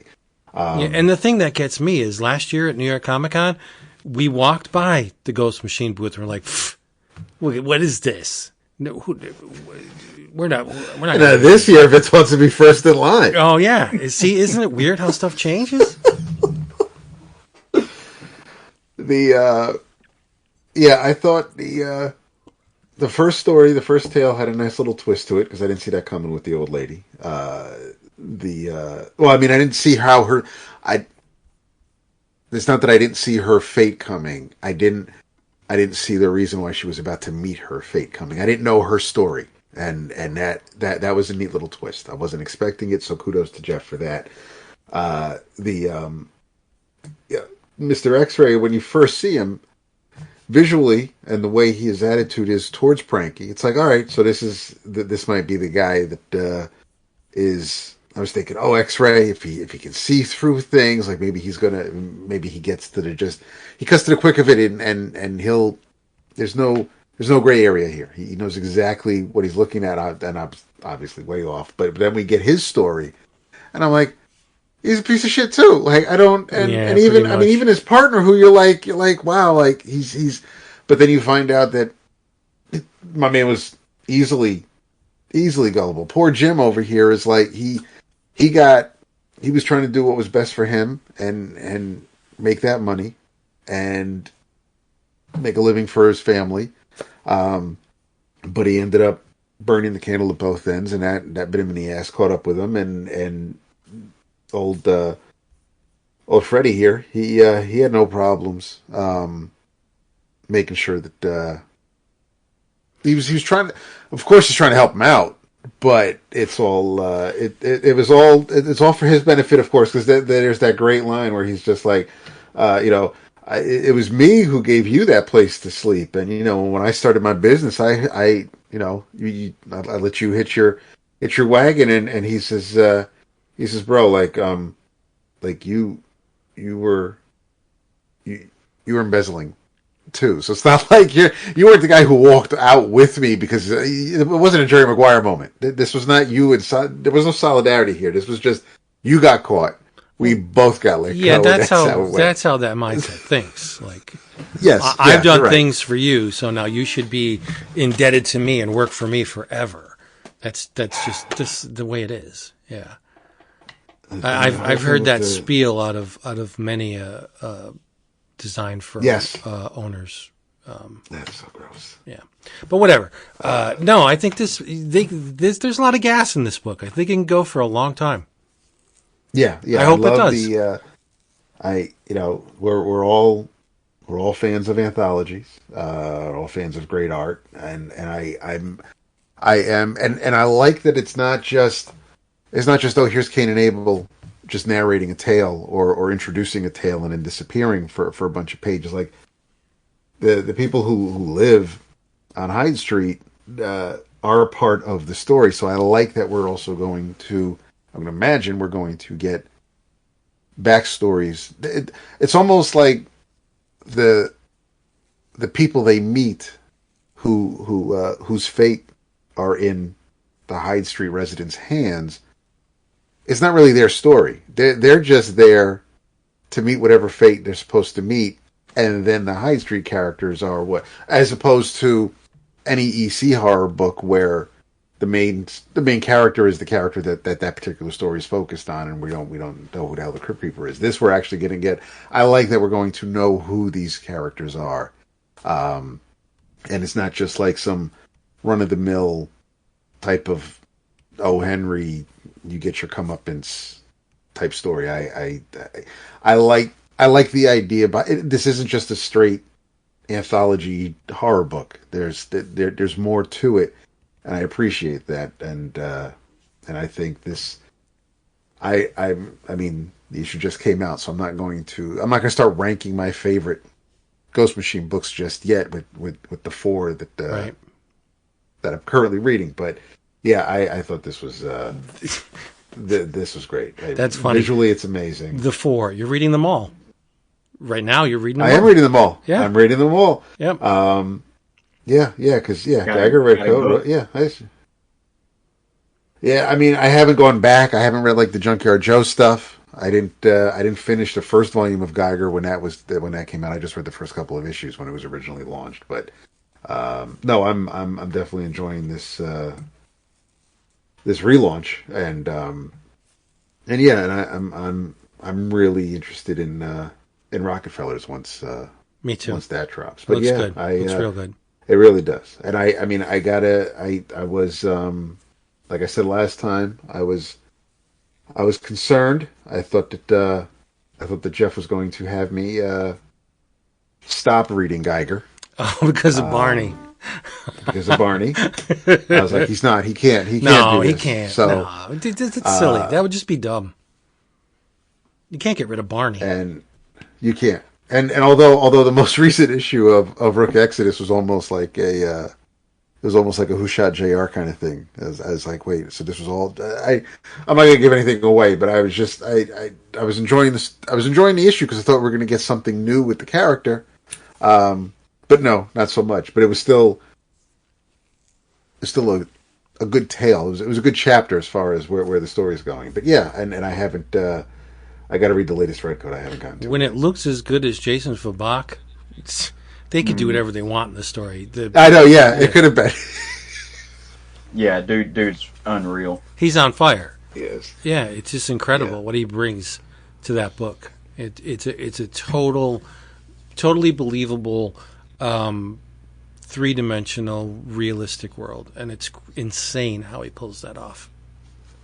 Yeah. So, not having read Hyde Street, all I can go by is off thumbnails, and it gives me a little bit of kind of and listening to you talk about it to a degree gives me a little bit of like an Ice Cream Man vibe, and that's maybe not the best comparator, but it seems like it's kind of in composition similar to that.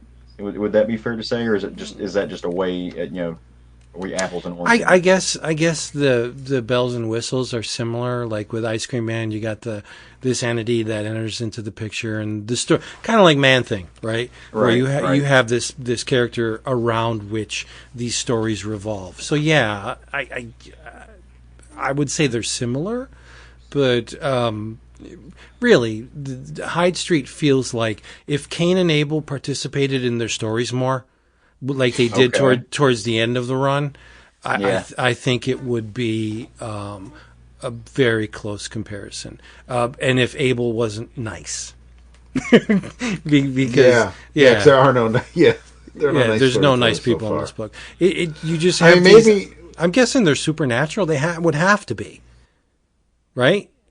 Because we see because they're dead. They're dead.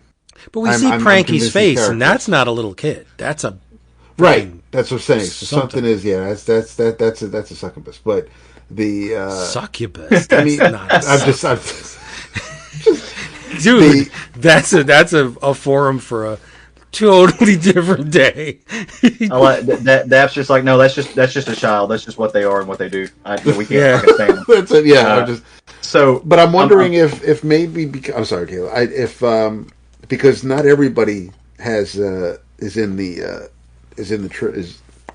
triple digits when it comes to fulfilling their goals. So I'm wondering if maybe anybody is kind of more of a nice person, a non-pranky or Mr. X-Ray. But you were saying, Caleb. So there's characters that they're in the thousands to have. I can't wait. Yes. Yeah, I can't wait to see Miss Goodbody. I was waiting for you to say that. Yes. Yeah. But anyway, sorry. I'm looking at a thumbnail right now because I wanted to look at some of the art, especially when you said those people that you compared it to. But I found a thumbnail where I'm assuming Mr. X-Ray and standing with the Boy Scout Frankie, and it took me a second, and I was like, wait a minute, I know that guy. It looks like Cliff. I'm cracking up over here because it looks like NC Cliff. Yeah, no. No. Look at a thumbnail on the computer. I'm looking at it and I'm like, oh man, where's the surfboard? Yes, that full page. That full page, yes. Yep. That full page when he's looking down at Pranky, but when you get to his story, not so much. He's just that page right there. Oh, that's Cliff. Oh, all he's missing is a surfboard. I know that man, but Cliff, no. Cliff, So I have no part in this. I again only going by what the Google machine is giving me though, but it feels like there's a little bit of like Jeremy Hahn in this too, and I dig that that vibe. I But like you it. Which just- I know comparators are weird, but I mean, we all do it, but right. The fact that they hang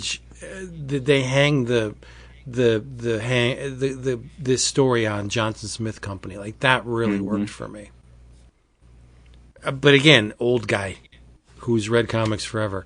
we got Timu. We know what it is. Yeah, it's great stuff. I hope it becomes as successful as the other Ghost Machine books, and we get this series to its conclusion. Because I like this a lot. I'm going to side with Dap and say I'm not going to compare this to Red Coat or the other books, because I think each one is very successful in its own way. I will say, they're all unique. That Red Coat is my favorite of all of them so far. But that is something I never expected to say. Mm-hmm. Yeah. Yeah, I think from right now, Rook Exodus is still my favorite. But after the next couple of issues of High Street, that might change. Right. Which is weird for me to say, considering it's a horror comic. It is, but there's a cosmic strangeness to it that I kill me for saying this, because I'm the one who said, "Oh, don't play out the Wolverine stuff for years and years and years. Well, tell me the story in the beginning, and I hope we don't know everything about these characters, because I don't want to know everything about them. As far as how they work in this mystical realm, I don't really need to know that, right? Yeah, you want the Neil Gaiman effect. Some things should be, that question mark should linger, I think. I'm with you. Yeah. I get it. Good stuff. Really nice. I want Cliff in a comic book.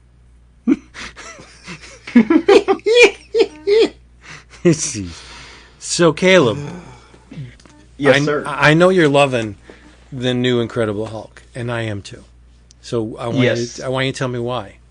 All right, so I mentioned earlier, I'm a long-term Hulk fan, and we are living in the shadow of the glory that was Immortal Hulk, and that wrapped up with everything that it needed to, and they put a nice little bow on it for a little bit, and I didn't know how long it was gonna, how big the wake was, right? You never know how much of a mark it's going to leave, and then we got a run after that left a lot to be desired, and I'll just do that because I think you're being very diplomatic when you say that. I don't want to besmirch people that. I don't. It was not the world's best. I came real close to never. I don't even think I finished it. Like, I think I just let it stack up and it's in a box somewhere, and I taped it shut, and I contributed. I tithed it to the Hulk and then just counted it as a loss. But that finally went away, as all bad things do. The sun will rise, and it rose on the news that Nick Klein was going to give us a Hulk story, and that's really all I needed, because he's Nick Klein, and he's going to draw things that make me happy, and get the blood pumping, and the pants get a little tight when he draws. But it also is being written by Philip Kennedy Johnson, which can be hit or miss, right? Like, there's a lot of people who love Philip Kennedy Johnson, and then there's a lot of people who it just doesn't work for them. Like, I know a lot of people weren't hot on his Action Comics story, or it just went a little long. But I give the guy a chance. See what he's working with, see what he's doing. He's had some success. He's held me in some stories, and I like some of the seeds of his ideas. So we'll go with it. And he did exactly what he needed to. He took and he brought it back to everything that Al Ewing built up, and he said, "No, we're not done with this yet, right? Like, we're not. This is not the Sandbox effect. We're bringing these toys back out, and we're going to play with it. The Green Door is too good of a thing to go with. Using using what Jack gave us, right? The horror elements, too good to let go of. Let's not turn this. This is not a superhero book. It should not ever be treated like a superhero book. It needs to be grotesque. It is body horror. It is Frankenstein's monster meets Dr. Jekyll and Mr. Hyde, and we need to play with that. And now that we have this idea of the structured personalities, and Banner being a separate individual than the Hulk, but they share kind of room in the same psyche, we're going to drive that home. I think the most recent issue that can be bought on the shelf is number 17. And that book, like I said, Philip Kennedy Johnson writes it, Nick Klein draws it amazingly. You got Matt Wilson doing colors and Corey Pettit on letters, and just the complete package, right? And this is City of Idols Part 1. They're doing it. It is all a longer arc, but they're doing it in little tranches, right? They're giving you 1, 2, 3 issue stories. And long story short, right? And you guys have talked about it before, so I'm not going to belabor the point. There is this creature, this ethereal mother of monsters called the Eldest, and she's sending all of her Primogen after the Hulk. She wants him back because somehow the Green Door makes the creature that is the Hulk eternal, and he's always been around. So he's almost kind of in a way Lovecraftian, right? Like he's almost that. He travels through time and space, and he didn't just begin when Banner got hit with a nuke. Which is kind of a cool concept because it means that they can play with a lot of different ideas. The book opens here with these two young women, and they're in Vegas, right? They're hanging out there, and things did not work out. They were promised to be in a video. They were going to get their big break, and read between the lines. They were basically taken to Diddy's house and thrown in the lube pool, and it didn't work out for them. Oh no! You said Diddy. He did. You got to keep it relevant. It's in the moment. Yeah. And so as they're standing on top of a building, they're standing on top of a pyramid in Vegas, right? And some guy walks up behind them and approaches them. And is like, "Hey, I know things aren't going well for you, but come with me, right? Like it's going to be okay. We're going to take you to a people. All of us are castaways. You look like you need a friend." So he takes them to some caves that just kind of exist beneath the city, which doesn't seem nefarious at all. I'll totally walk into a stranger into the catacombs of Vegas. Nothing bad can happen. It's totally not a werewolf cult hanging out down there.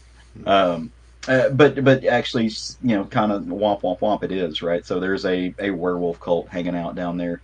And these are creatures that stem from the Eldest, right? To some degree, and they have gathered basically they're drawing Banner out.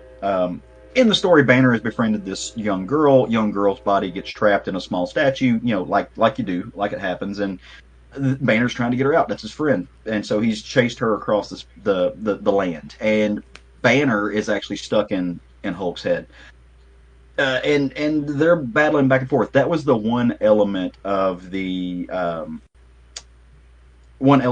series that came after Immortal Hulk that they're actually keeping, right? Like this disassociation, and this is not Banner the brain power driving Hulk like a robot body or like a mecha or anything, but he's in there, right? And so he's kind of they're battling back and forth for control in some really neat ways that Nick Klein is able to draw and lay out on the paper without spoiling everything. Hulk chases him down, and he actually comes face to face with the Eldest for the first time, and she tells him, "Hey, look, I remember you from 4,000 years ago." And he's like, "Lady, I've never seen you before. I don't know, but either you're going to fix my friend or I'm going to punch you in the face a lot, and it's going to hurt." To which she just goes, "Man, you're not even in my league, right? You're like, you are beneath me. I just need you because of your sheer force of will. Like you're the typhoon, and I want to bottle you, and I will have you. You're my monster." And it happens in a way that she's ripping dude apart, right? The Hulk is getting taken out. It hurts my heart to see my boy just getting dealt that hand. And it looks like he's going to lose. And so inside, Banner has to make a choice. And he makes a deal with the devil, so to speak, and signs a contract. There's, being the lawyer, I was looking at what he said, and I'm like, I see what he did there, right? Like they're not being super creative with it. That you can see the outlet. I'll be surprised if it doesn't end the way I think it's going to end. But it's a fun story, and I'm liking what they're going to do with the Eldest. And I think we're coming to the end of that arc pretty quick. So Which it also means that Nick Klein is probably going to get off that book, and I'm just going to know sadness in my heart for a little bit. It's true. Yeah, it's very true. One of the only criticisms I have of this run so far is that Klein isn't on every issue. Yeah, he is sporadic. And some of the fill-in artists do a great job. Don't want to besmirch them. Some of them not so much. Some of them are really good. Some of them are not so much. But he is so stylized that you can have a stylized comic and drop in, drop in guest artists, but you have to have a reason. Like they have to do something. I mean, Jeff Lemire is leaps and bounds away from who was the guy that drew? It was a Bennett that drew Immortal. Yeah. It leaps and bounds away from him, but he had a story in there that he was able to break it up. But they did it in a way it's like, yeah, you're getting something different, and it looks different because it should look different. Right. That has not always been the case with the 17 issue arc or run that we've got of the current Incredible Hulk. But speed bumps in the road, potholes. And one special. But I think one of the things that Klein has brought to the book that I hope spills over into the next series is the actual transformation of Banner to the Hulk. Mm-hmm. I love that. I think it's great that the Hulk will just strip off the skin of Banner.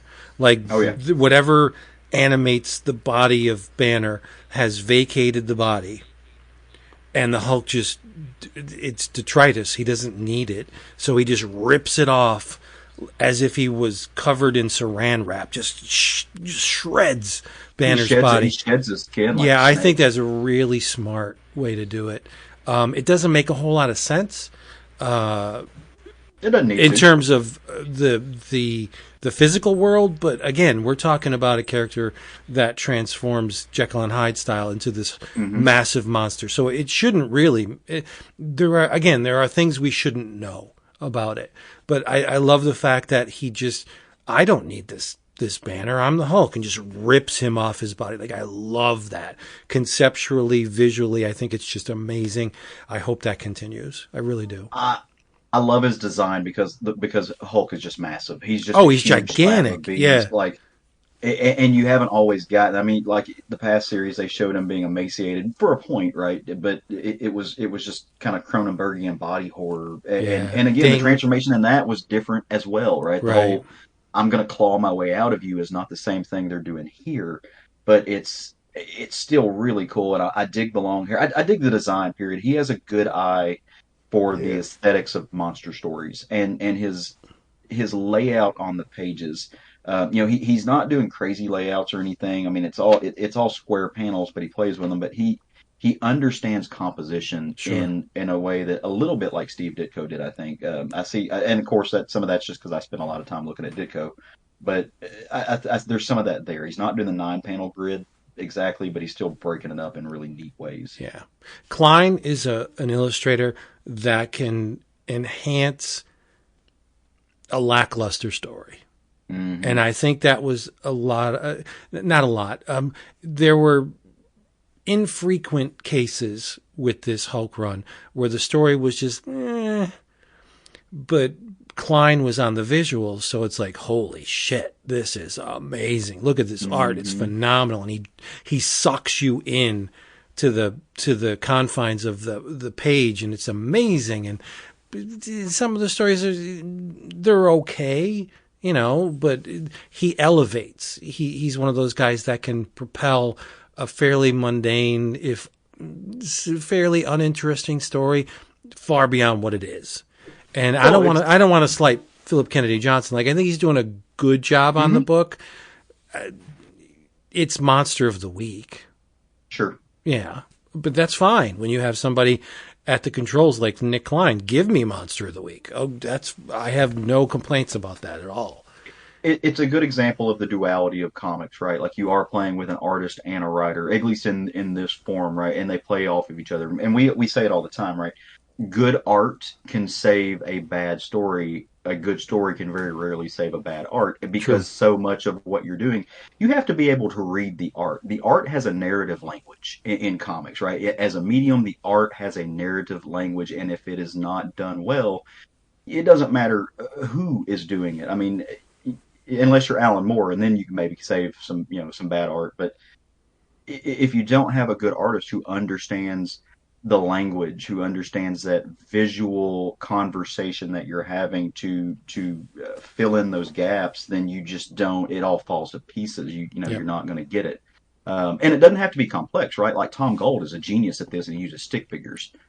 But you also get somebody who is incredibly adept at the cartooning that he does with Nick Klein, and it just doesn't waste any space and isn't afraid to use blacks either. Just fills that ink in really amazing ways to give you some good texture, and also feels like painting at times, which is great. Yeah. So it's almost like a mixed media type thing where you'll have the majority of the book just traditional. I shouldn't say traditional, but basically, black line with color, and then you turn the page and it's like, holy crap, he painted this whole thing. This is amazing. I think Hulk is one of those characters that can go for years, maybe decades, with a dry spell, and then you get stuff like Planet Hulk that just reinvents the character. And then, maybe it'll be a downturn for a little while. And then you get stuff like Immortal Hulk that's like, this is among the best Hulk stories ever told. Mm-hmm. And I think this one, this incarnation it's up there. It's not, I don't want to rank, right? That's what we do, but I don't want to do it. But it's another one of those, wow, this is a very different take on the Hulk, and I appreciate this. Thank you for giving me this thing that I didn't know I wanted or needed, and it's wonderful.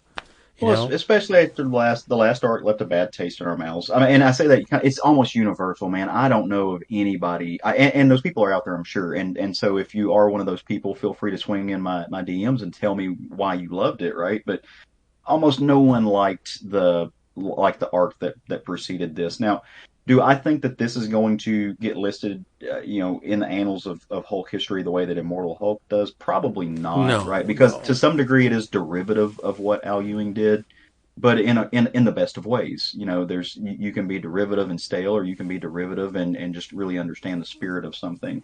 And I think he gets that. Plus, it has skinwalkers, which made me giddy. Oh, YouTube's littered with them. Go on the YouTube. There's tons of skinwalker videos. Yeah. But, I don't need, Jason Aaron doesn't need me to defend him. But how do you follow Immortal Hulk? Yeah. How do you do it? You fail. Well, that wasn't Aaron. Aaron did Avengers. Donnie Cates. Donnie Cates. Sorry. Yeah. Donnie Ryan Cates. Otley. Yeah. But I mean, okay, Donnie. How do you follow? I mean, I think Donnie's great. Yeah, but conceptually, I know it wasn't anywhere near Immortal Hulk. So, well, I think the connection you were making is that Donnie Cates also followed Jason Aaron on Thor, and Donnie Cates did an amazing job with that book, right? Donnie Cates' Thor was great, and then I don't know what happened in Cates' life, but it kind of fell apart there for a second. And I hope he's doing okay. And we all we know people in the industry, and we know people who know people. So I think that there were some things that happened in Cates' life there for a second that put him into a bad place. Yeah, he was going. So I hope he's doing okay. And again, I look, at the end of the day, these are stories that I read for fun. They are not nearly as important as the well-being of somebody's life or livelihood. So give that the space that I'll take a bad Hulk story if it means that somebody is healthy and was able to step back and do what they need to do with their life. But that's why other writers are there. So, well said. Yeah, well said. All right. What do you think? What do you think about? I mean, so you agreed with me in a lot of places. You feeling this to the degree I am? Where you at with it? I like it a lot. I mean, I think it's a testament to the quality of the book that I'm not reading much Marvel, but I will read Incredible Hulk every time it comes out. Not only read, but buy. Like, I'm buying it. It's the Marvel book that I don't feel bad buying. Yeah, and I know this is a shit comparison, but like the symbiote stuff, I don't mind throwing money at that because it works for me on a licorice level, right? Licorice, I love licorice. It does something to my brain that makes me feel really good. Is it good for me? Probably not. It's the high is fleeting, but I get that from the symbiote books. And so I don't mind buying them. But Hulk is one of those things that really scratches an itch where the rest of the Marvel Universe is just not doing it. That's okay, right?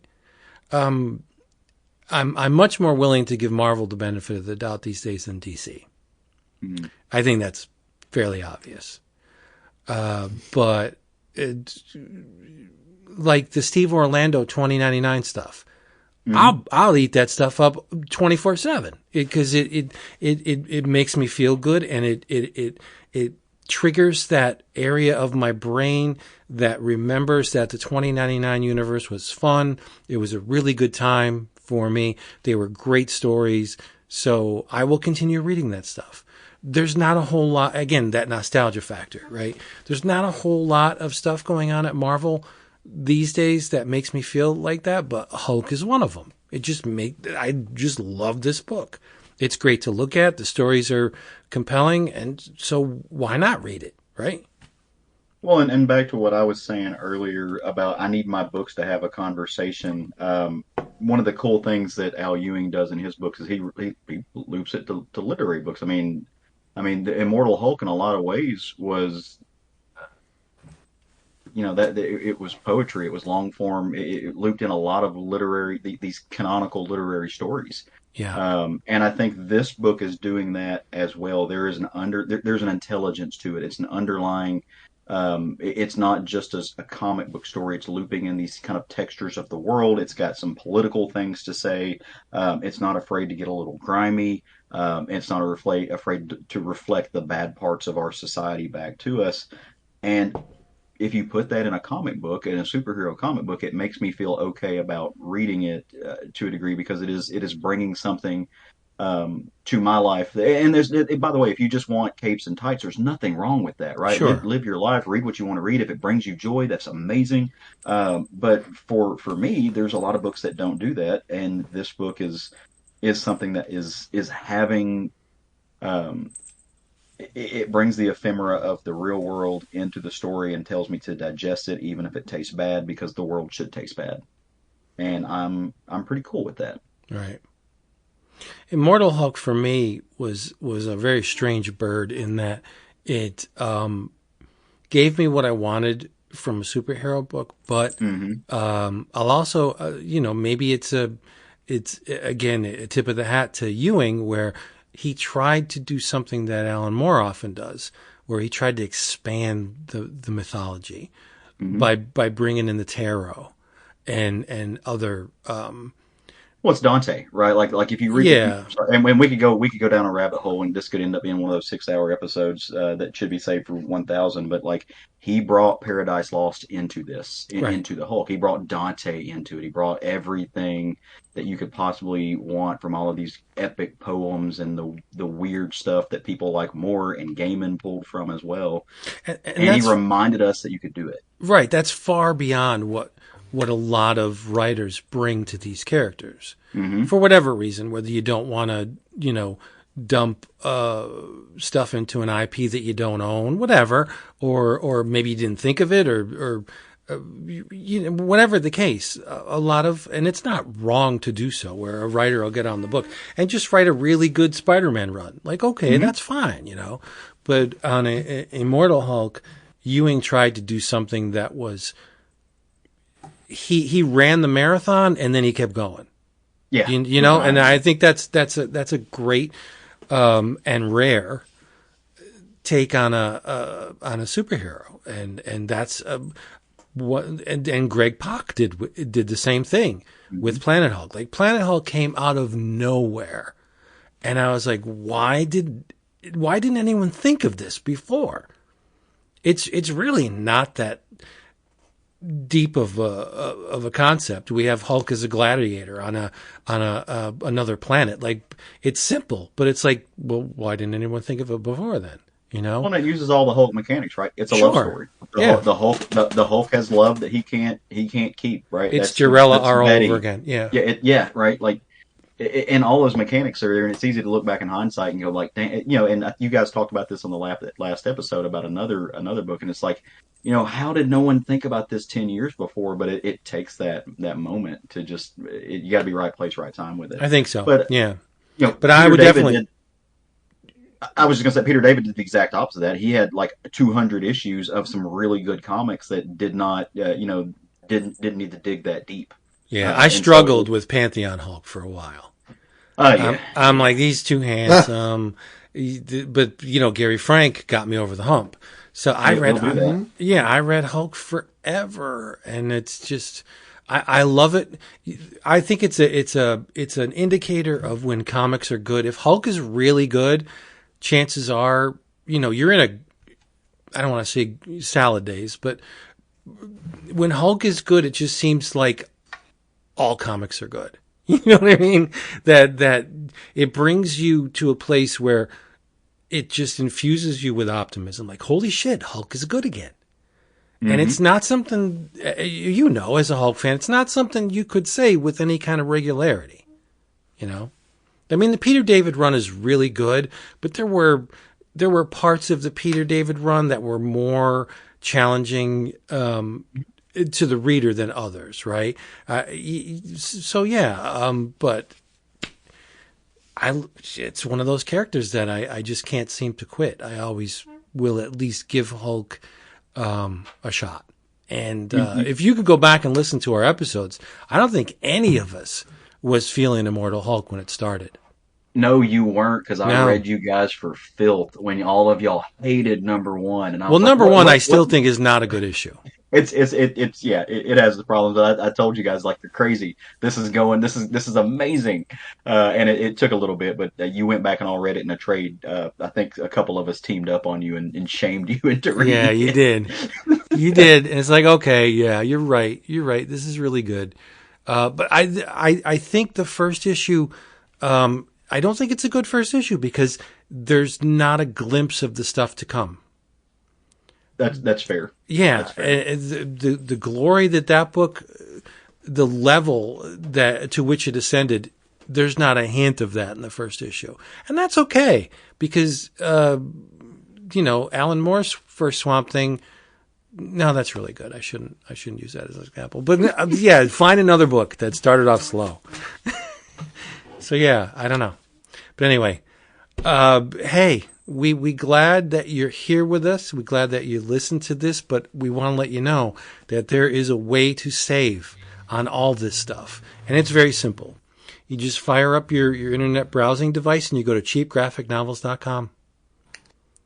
It's right there in the name, cheapgraphicnovels.com. OGNs, omnibus editions, manga. Who wants to pay $150 for an omnibus edition? You don't have to at cheapgraphicnovels.com.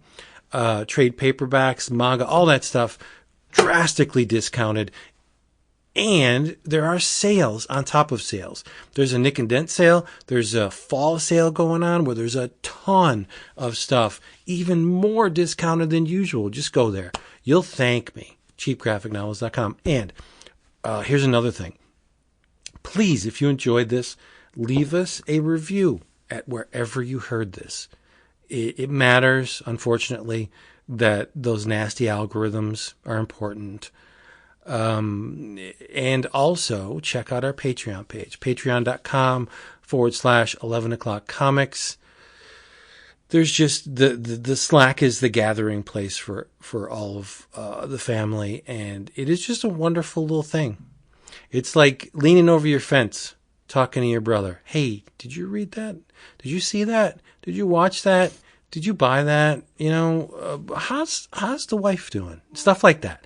It's an old-fashioned, just gossipy, communal, family potlatch, I guess you can call it. And that's what it is. In your travels, I don't know if I have anything. Let me see my little hooyamajiggy here. I really wanted to talk about The Road. I mean, he's read it. He's read the novel and he's read the graphic novel. So, I mean, while, yes, it would be neat for him to hear your thoughts on one of his favorite pieces of work. Right. That's what I said why I want, because unlike Jason, I have never read Cormac McCarthy's Same. The Road. I have never Really? I've never seen the movie. No. So I went into this thing blind. It's called Cormac McCarthy's The Road, a graphic novel adaptation by Manu Larcenet. And I think bleak is an understatement. Yeah. Yeah, it's disturbingly bleak.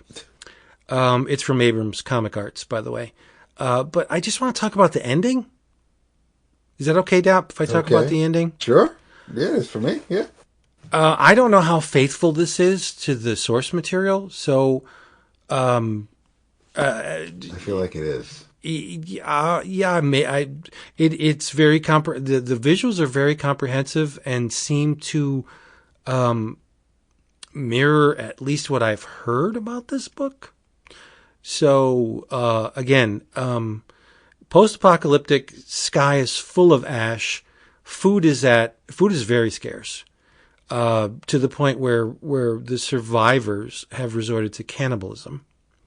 And you got a father and his young son wandering across the land in hopes of going to somewhere where it's warmer. And Dad gets sick. But I think at the core of this book is the son is very optimistic. He gives people the benefit of the doubt. He wants to do the right thing. He sacrifices where he shouldn't. He is just the son is the glass half full. The father is the glass half empty because he's seen some shit, and he's reluctant to give away things that both of them can possibly use in the future just to save another human being. He's very protective of the son. He's a parent. Like, that's how it works. To the point where he would sacrifice himself for his son. And I totally get that. But at the end, the father dies and the son is left alone. And the son meets a person on the road who claims that they have things that the son has wanted in his life. Companionship, another child to play with or to grow with or to bond with, whatever. And this person claims that, yeah, we got kids and come with me and everything will be okay. And the kid's like, okay then, I'll come with you. Because the kid sees the good in all people. He wants to take this person at face value. And it's only a little thin, little slim panel within the interaction between these two. It looks like the man that's talking to the kid is missing a finger, which means that he has resorted to cannibalism. And so I think from what I got out of this graphic novel, again, never having experienced anything The Road, is that the ending forces you to take sides. However you interpret this ending, because it's very, very vague. You don't know, the man could very well be a cannibal, and something could have happened to him where he lost a finger. Or he could be totally bullshitting the kid and is taking him back to wherever he's going in hopes of killing the kid and feeding whoever himself and whoever is within his party. So I think the ending is very brilliant in that it forces you to either become the son or the father, depending on your interpretation of the ending. If you interpret the ending as being, if you take an optimistic bent and say, yeah, this guy's on the up and up. I think this kid is going to survive. I think he achieves, because he's such a good character, because he's so optimistic and compassionate and caring. I think he's going to receive his reward from this man. Or you could take the father's route, and it's like, this kid's stew. Like, this guy's totally going to take him back and eat him. So it pulls you into the book in that it makes you make the same decisions that either of the characters made. I think that is incredible that a writer could have that kind of vision where they would compel the reader to become a part of the story in that they have to decide, because they've left the ending so ambiguous that you either have to you have to take a side to parse what's going on. So you either become the son or you become the father, depending on your emotional makeup. And I think it's brilliant. Did you get that, Dap? David? Hello? Did I lose you guys? No, I'm still here. Well, maybe he's doing something. But you hear me? Did you get that at the end? That you're basically compelled to become the son or the father? Yeah, I don't know if I think I approached it just in a more straightforward way. I didn't. I was witnessing the story. I didn't really. And I know that this is a story that I know is near and dear to Jason. I don't know. Not having a son myself, I don't know how far. I like to think I know how far I go, but I don't know. I can't put myself in this situation like you and Jason can, Vince. But I definitely felt for the son, because not growing up in a normal childhood, obviously, and now an orphan, and doing whatever the hell he can to survive with his one lone bullet, and I was somewhat optimistic at the end, because I figured that this is probably a fault that I have, but I was given the guy the boy meets at the end the benefit of the doubt. I wasn't, even though it's easy to think that there might be some nefarious intentions, knowing what kind of world they're all living in. I kind of I had a glimmer of hope at the end of the book. You sweet summer child. Yeah, I think so. I think the kid's deader than a doornail. Yeah. Well, so I haven't read the graphic novel, so I don't know. I can't speak to how that ends. And to Vince's question about whether it's true to the book or not, but the road is famously ambiguous at the ending. It's not necessarily. It doesn't necessarily ask you to pick a side. At least I don't feel like. But that's, Vince, to your point. It may, right, depending on who you are and how you read things.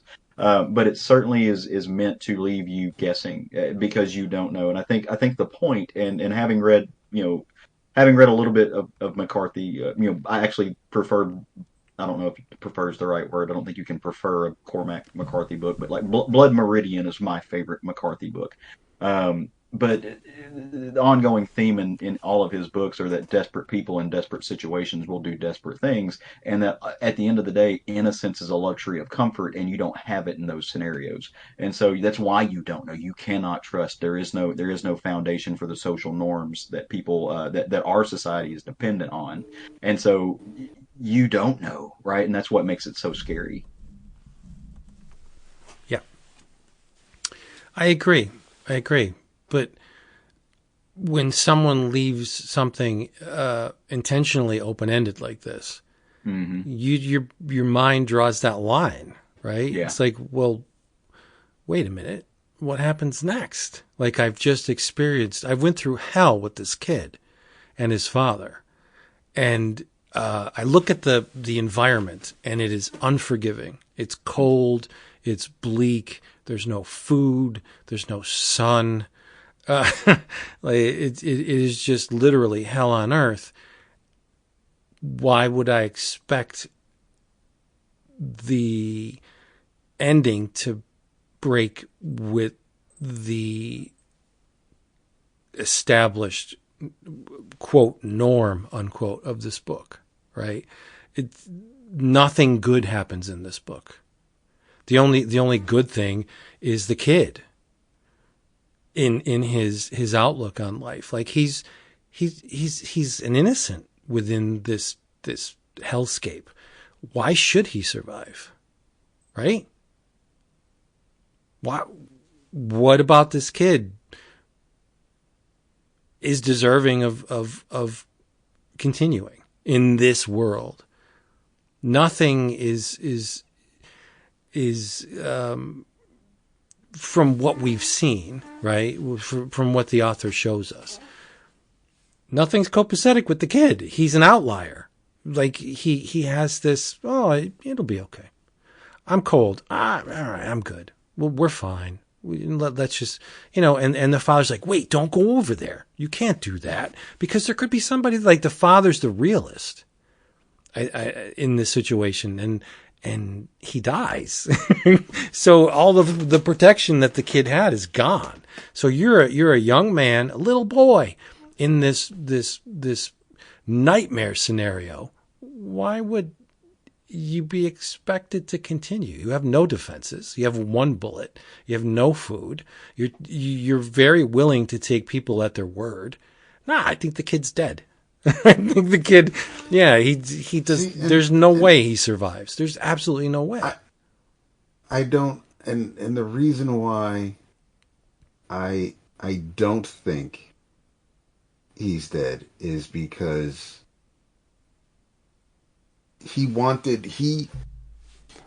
when they caught up with the guy who took their cart while little boy was skinny dipping. The son was the one who said, leave his clothes. Like you don't have to humiliate him. You don't have to, and granted, Dad was just like, listen, this is what he would have done to us. So I get where Dad was coming from, but the son was showing some humanity there. He was being kind. And I want to think because the guy was like, listen, I know you. Like, where's the guy you were with? Was that your dad? And he's dead. And he's like, well, then I think you should. The guy realized, I'm looking at it in the sense that this dude recognizes the kid, knows that the kid was attempting to be kind. And I feel like this guy is repaying that kind. Whether he repays that kindness by flaying him later, I can't say. But I think that this was him repaying the kid. I think the guy at the end is hunting. He has been watching the father and the son for a while. That's what you do when you hunt. You watch your prey. You see how it moves. You see how it behaves. You look at its mannerisms and you assess the threat level. The guy had a bead on this kid for a while, and he knew the father was gone. He's like, "Oh, where's that guy that was with you? It's just you." Yeah, I don't. Well, see, I'm in the middle.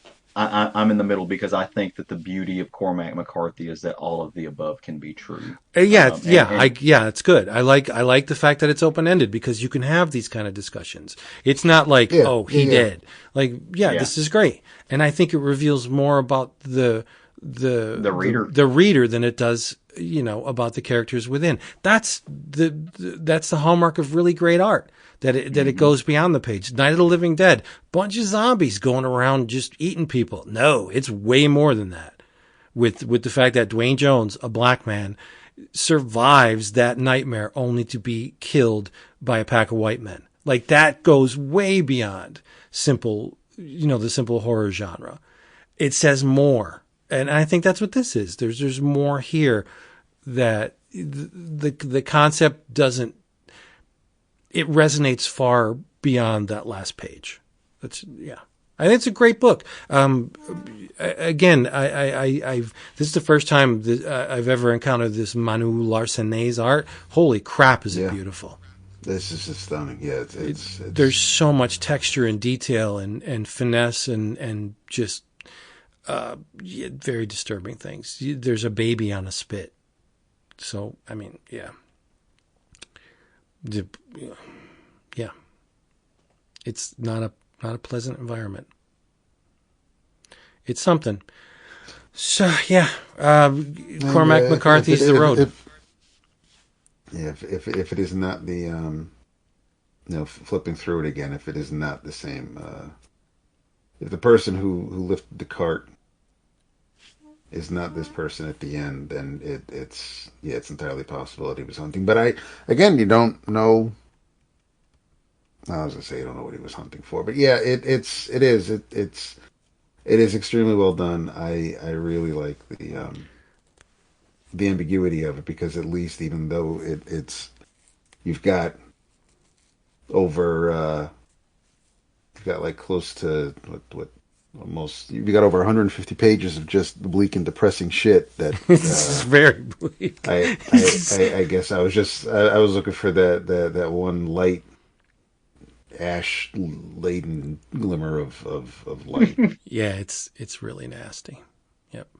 I get it. I understand why this book is beloved, because I think it taps into something that we all feel, like, what if everything went to shit? How would you navigate that scenario? Right? We don't like to think about it, but it could very well happen. Right? So I think we need things like this in order just to soul search. Just let us, yeah. It's very good. Good stuff. I'm stunned that Jason likes this shit. It's true. It is true. It's very true. It is, yeah. Because he is a hopeful fellow. He really is. He is. Yeah, I will give him that. He likes to see. He likes to opt in for the good. And I think out of the three of us, that's not me, right? But I guess that's why. That's why it works. Whatever. Well, he's also the most mechanical out of the three of you, and so the fact that these books are typically open-ended and there's not the closure there is also strange that he really enjoys that. Right. So. I'm also terrified that he's not gonna speak to me again, because we spoke about The Road without him. So. No, he'll come back next time and talk about it. Yeah, and with something this dense, and the setup is very, very simple, but it belies the complexity of what McCarthy has established here. Jason's going to have plenty to say about this book. I'm sure most of it will be praise, because I can't see anybody looking at this art and coming away from it thinking, "Well, that wasn't good." The visuals are absolutely phenomenal. Yeah, the devil will be in how much of the original details that this person put in the book, because Jason's very persnickety about stuff he loves. Like, you fuck up Moby Dick, he's going to take you to task. Dead to him. Yeah. So I get it. But we'll see. Jury's still out. What is it called again? Cormac McCarthy's The Road, graphic novel adaptation by Manu Larcenet from Abrams. It is extremely worth your time. Yeah. What else we got? Okay. I think in your travels, I will won't go deep on it, because it is it's the first issue, I believe, of the finale of the final series of the Magic Order. This is the 5th volume, Magic Order 5, number 1, The Death of Cordelia Moonstone. Mark Miller is your writer. Matteo Fagni is your artist. Giovanna Nero on colors. And yeah, it's we don't get a ton of magic like we did in previous volumes and with the big game, but we there is a bit of a. Well, I guess it's October. The story starts off with a young mom, and she is at the playground with her young child. I was going to say toddler, but the little boy is in the swing and playfully demanding to go higher. And so while she's pushing him on the swing, this dude in a hoodie walks up behind her, and his eyes are closed, and he's got a pentagram. I don't know if it's carved or tattooed or just drawn on his forehead. And he's carrying a baseball bat, and he beats her with the bat and takes the child. And she moves on with her life. It there were She's obviously dealing with nightmares. After a while, the newspapers, the media, they lose interest. Husband goes back to work, tried to get on with his life. It caused tension in the marriage, of course. So he's gone, and then she spirals into substance abuse. She eventually meets another man, and and they fall in love, and they're going to now start a family. So here she is with a little girl, and her doorbell rings, and it's the same man with his eyes closed and a bat over his head that he just whacks down on her, and now people are just like, well, what the hell? Because like, there's no witnesses. The baby's gone again. They have no idea what the story is like. Even these abductions happened 8 years apart. Um, Apparently, only one person believed her story, and that lady made a call to someone who specialized in this kind of weirdness, and that would be, of course, Cordelia Moonstone of the Magic Order. So that's when Cordelia is brought into it, and she meets Carly Summers, the twice mother, and is attempting to get to the bottom of it, and that's where things go a little crazy, because Cordelia and two members of her order do some investigating, and it really kind of doesn't go well, because when she comes to in a hospital bed, but she's she's being told her name is Carolyn Stone, and she's in the hospital because she had a drug overdose. So we have no idea what the hell is going on with this story, with Cordelia, with whatever magic is being worked on, where what the babies have to do. So yeah, I so far with Miller World at Dark Horse, um this is my favorite first issue of the sequels that he's writing, with whether it's Nightclub or Nemesis. This feels like as if he was still writing it at. I don't want to say as if he was still writing it at Image, but this feels like it's continuing the stories that he was telling earlier. The other two are feel a little off, but Magic Order I've pretty much liked from jump. So it's nice to know that this doesn't suffer what I felt the others suffered from post Big Game. But this was weird. That's really how I can kind of sum it up. I got to find out where we're going from here. Who the hell this dude is with the pentagram? What's going on with the babies? Why she's not Cordelia Moonstone right now? So it's weird. But yeah, if this is I dying to find out how the hell he's going out, if this is the last of the Magic Order. So yeah, 80 Travels from Miller World and Dark Horse. Actually, I don't know if it's still considered Miller World. Not it's Dark Horse, but yeah, Magic Order 5, number 1. Nice.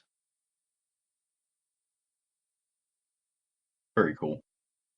What you Well, got? I will take the baton from there. So, in your travels, first, let me just say to my boo over there, Shana Tova, Happy New Year Oh, to thank you. all of our Jewish friends who are celebrating the New Year. And in the spirit of that, I selected an In Your Travels book that I think number one because I liked it, number two because it is timely, and the book comes from our friends over at Mad Cave. Right, this is Kosher Mafia #1. For those of you Oh who are looking yeah. for it.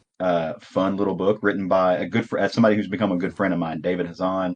Art by Sammy Cavilla, with colors by Ellie Wright and letters by Simon Boland.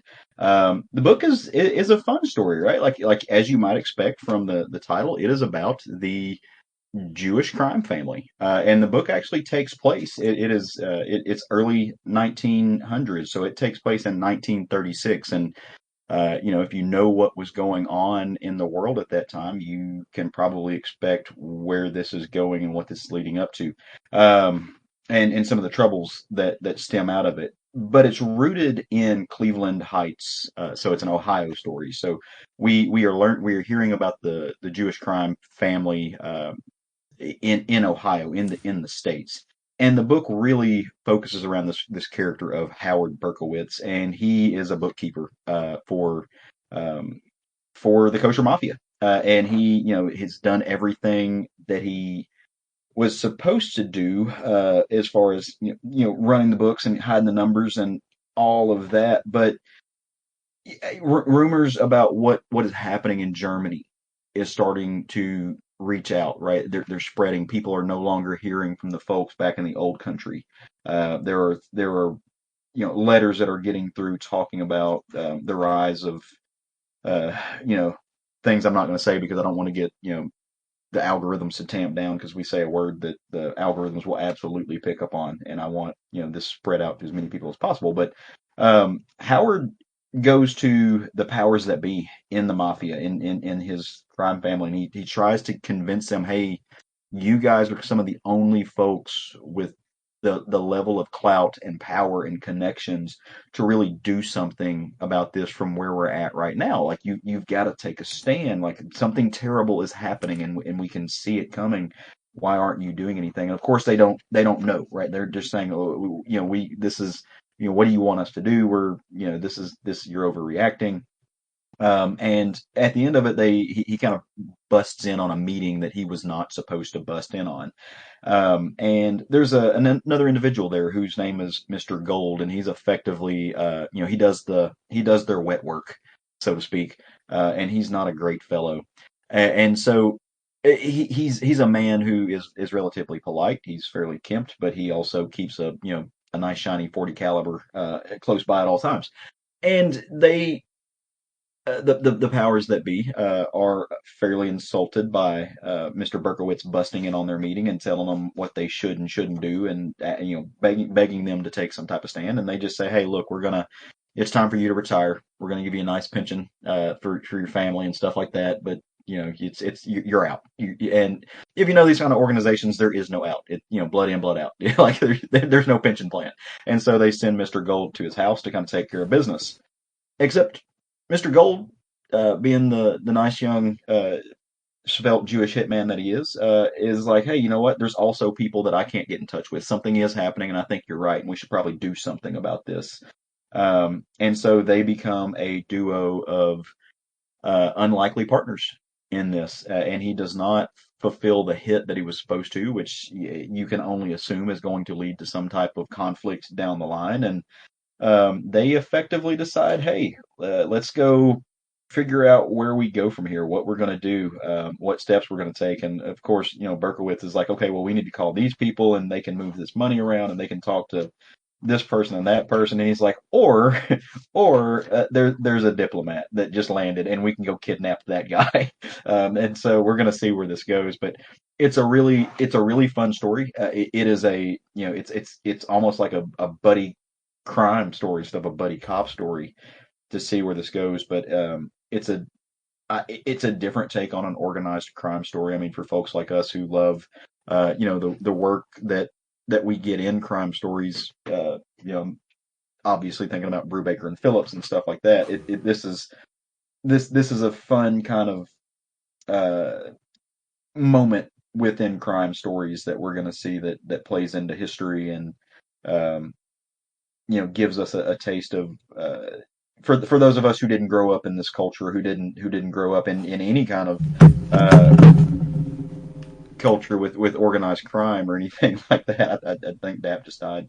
Um, but I don't know anything about the mafia, right? Other than what I've read and what I've seen on TV and stuff like that. And we saw a little bit of the Jewish mafia and the Sopranos and stuff like that. And this kind of fleshes that out, right? This gives you a little taste of, hey, here's these guys were formidable. They had connections and they were doing things. They were running the show in their areas and stuff like that. They were not to be messed with, and we're gonna see where that goes. So.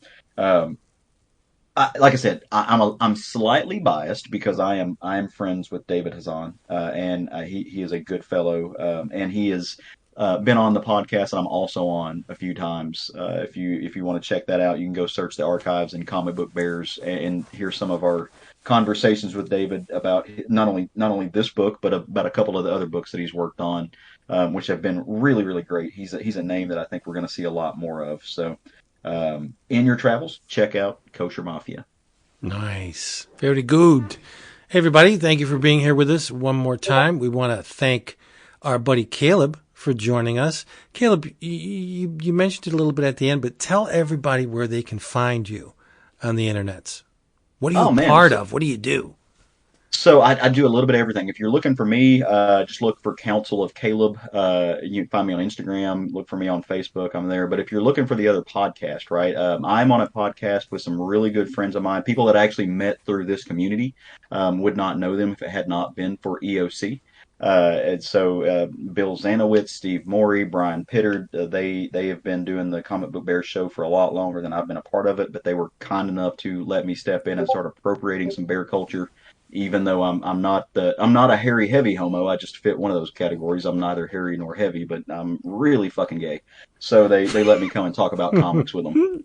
So, but we are relatively everywhere, right? You can find us on the X. You can find us on Blue Sky, Tumblr, if that's still a thing. Obviously Facebook. We are the Comic Book Bears podcast on there, and you can find us on Instagram and all that stuff. But also, we are not doing it tonight, obviously, because I'm here. But every other Thursday night or so, we do a live stream, which is available if you follow us on YouTube or Facebook or something like that. You'll see us post the link to it, and you can just sit back and watch. And you can text us or type to us as we're talking about different books, just like you do here, and we'll correspond with you. We'll talk about it. We'll put your comments on there, and we'll interact with you. And it's super fun, right? It's a chance for just like you guys.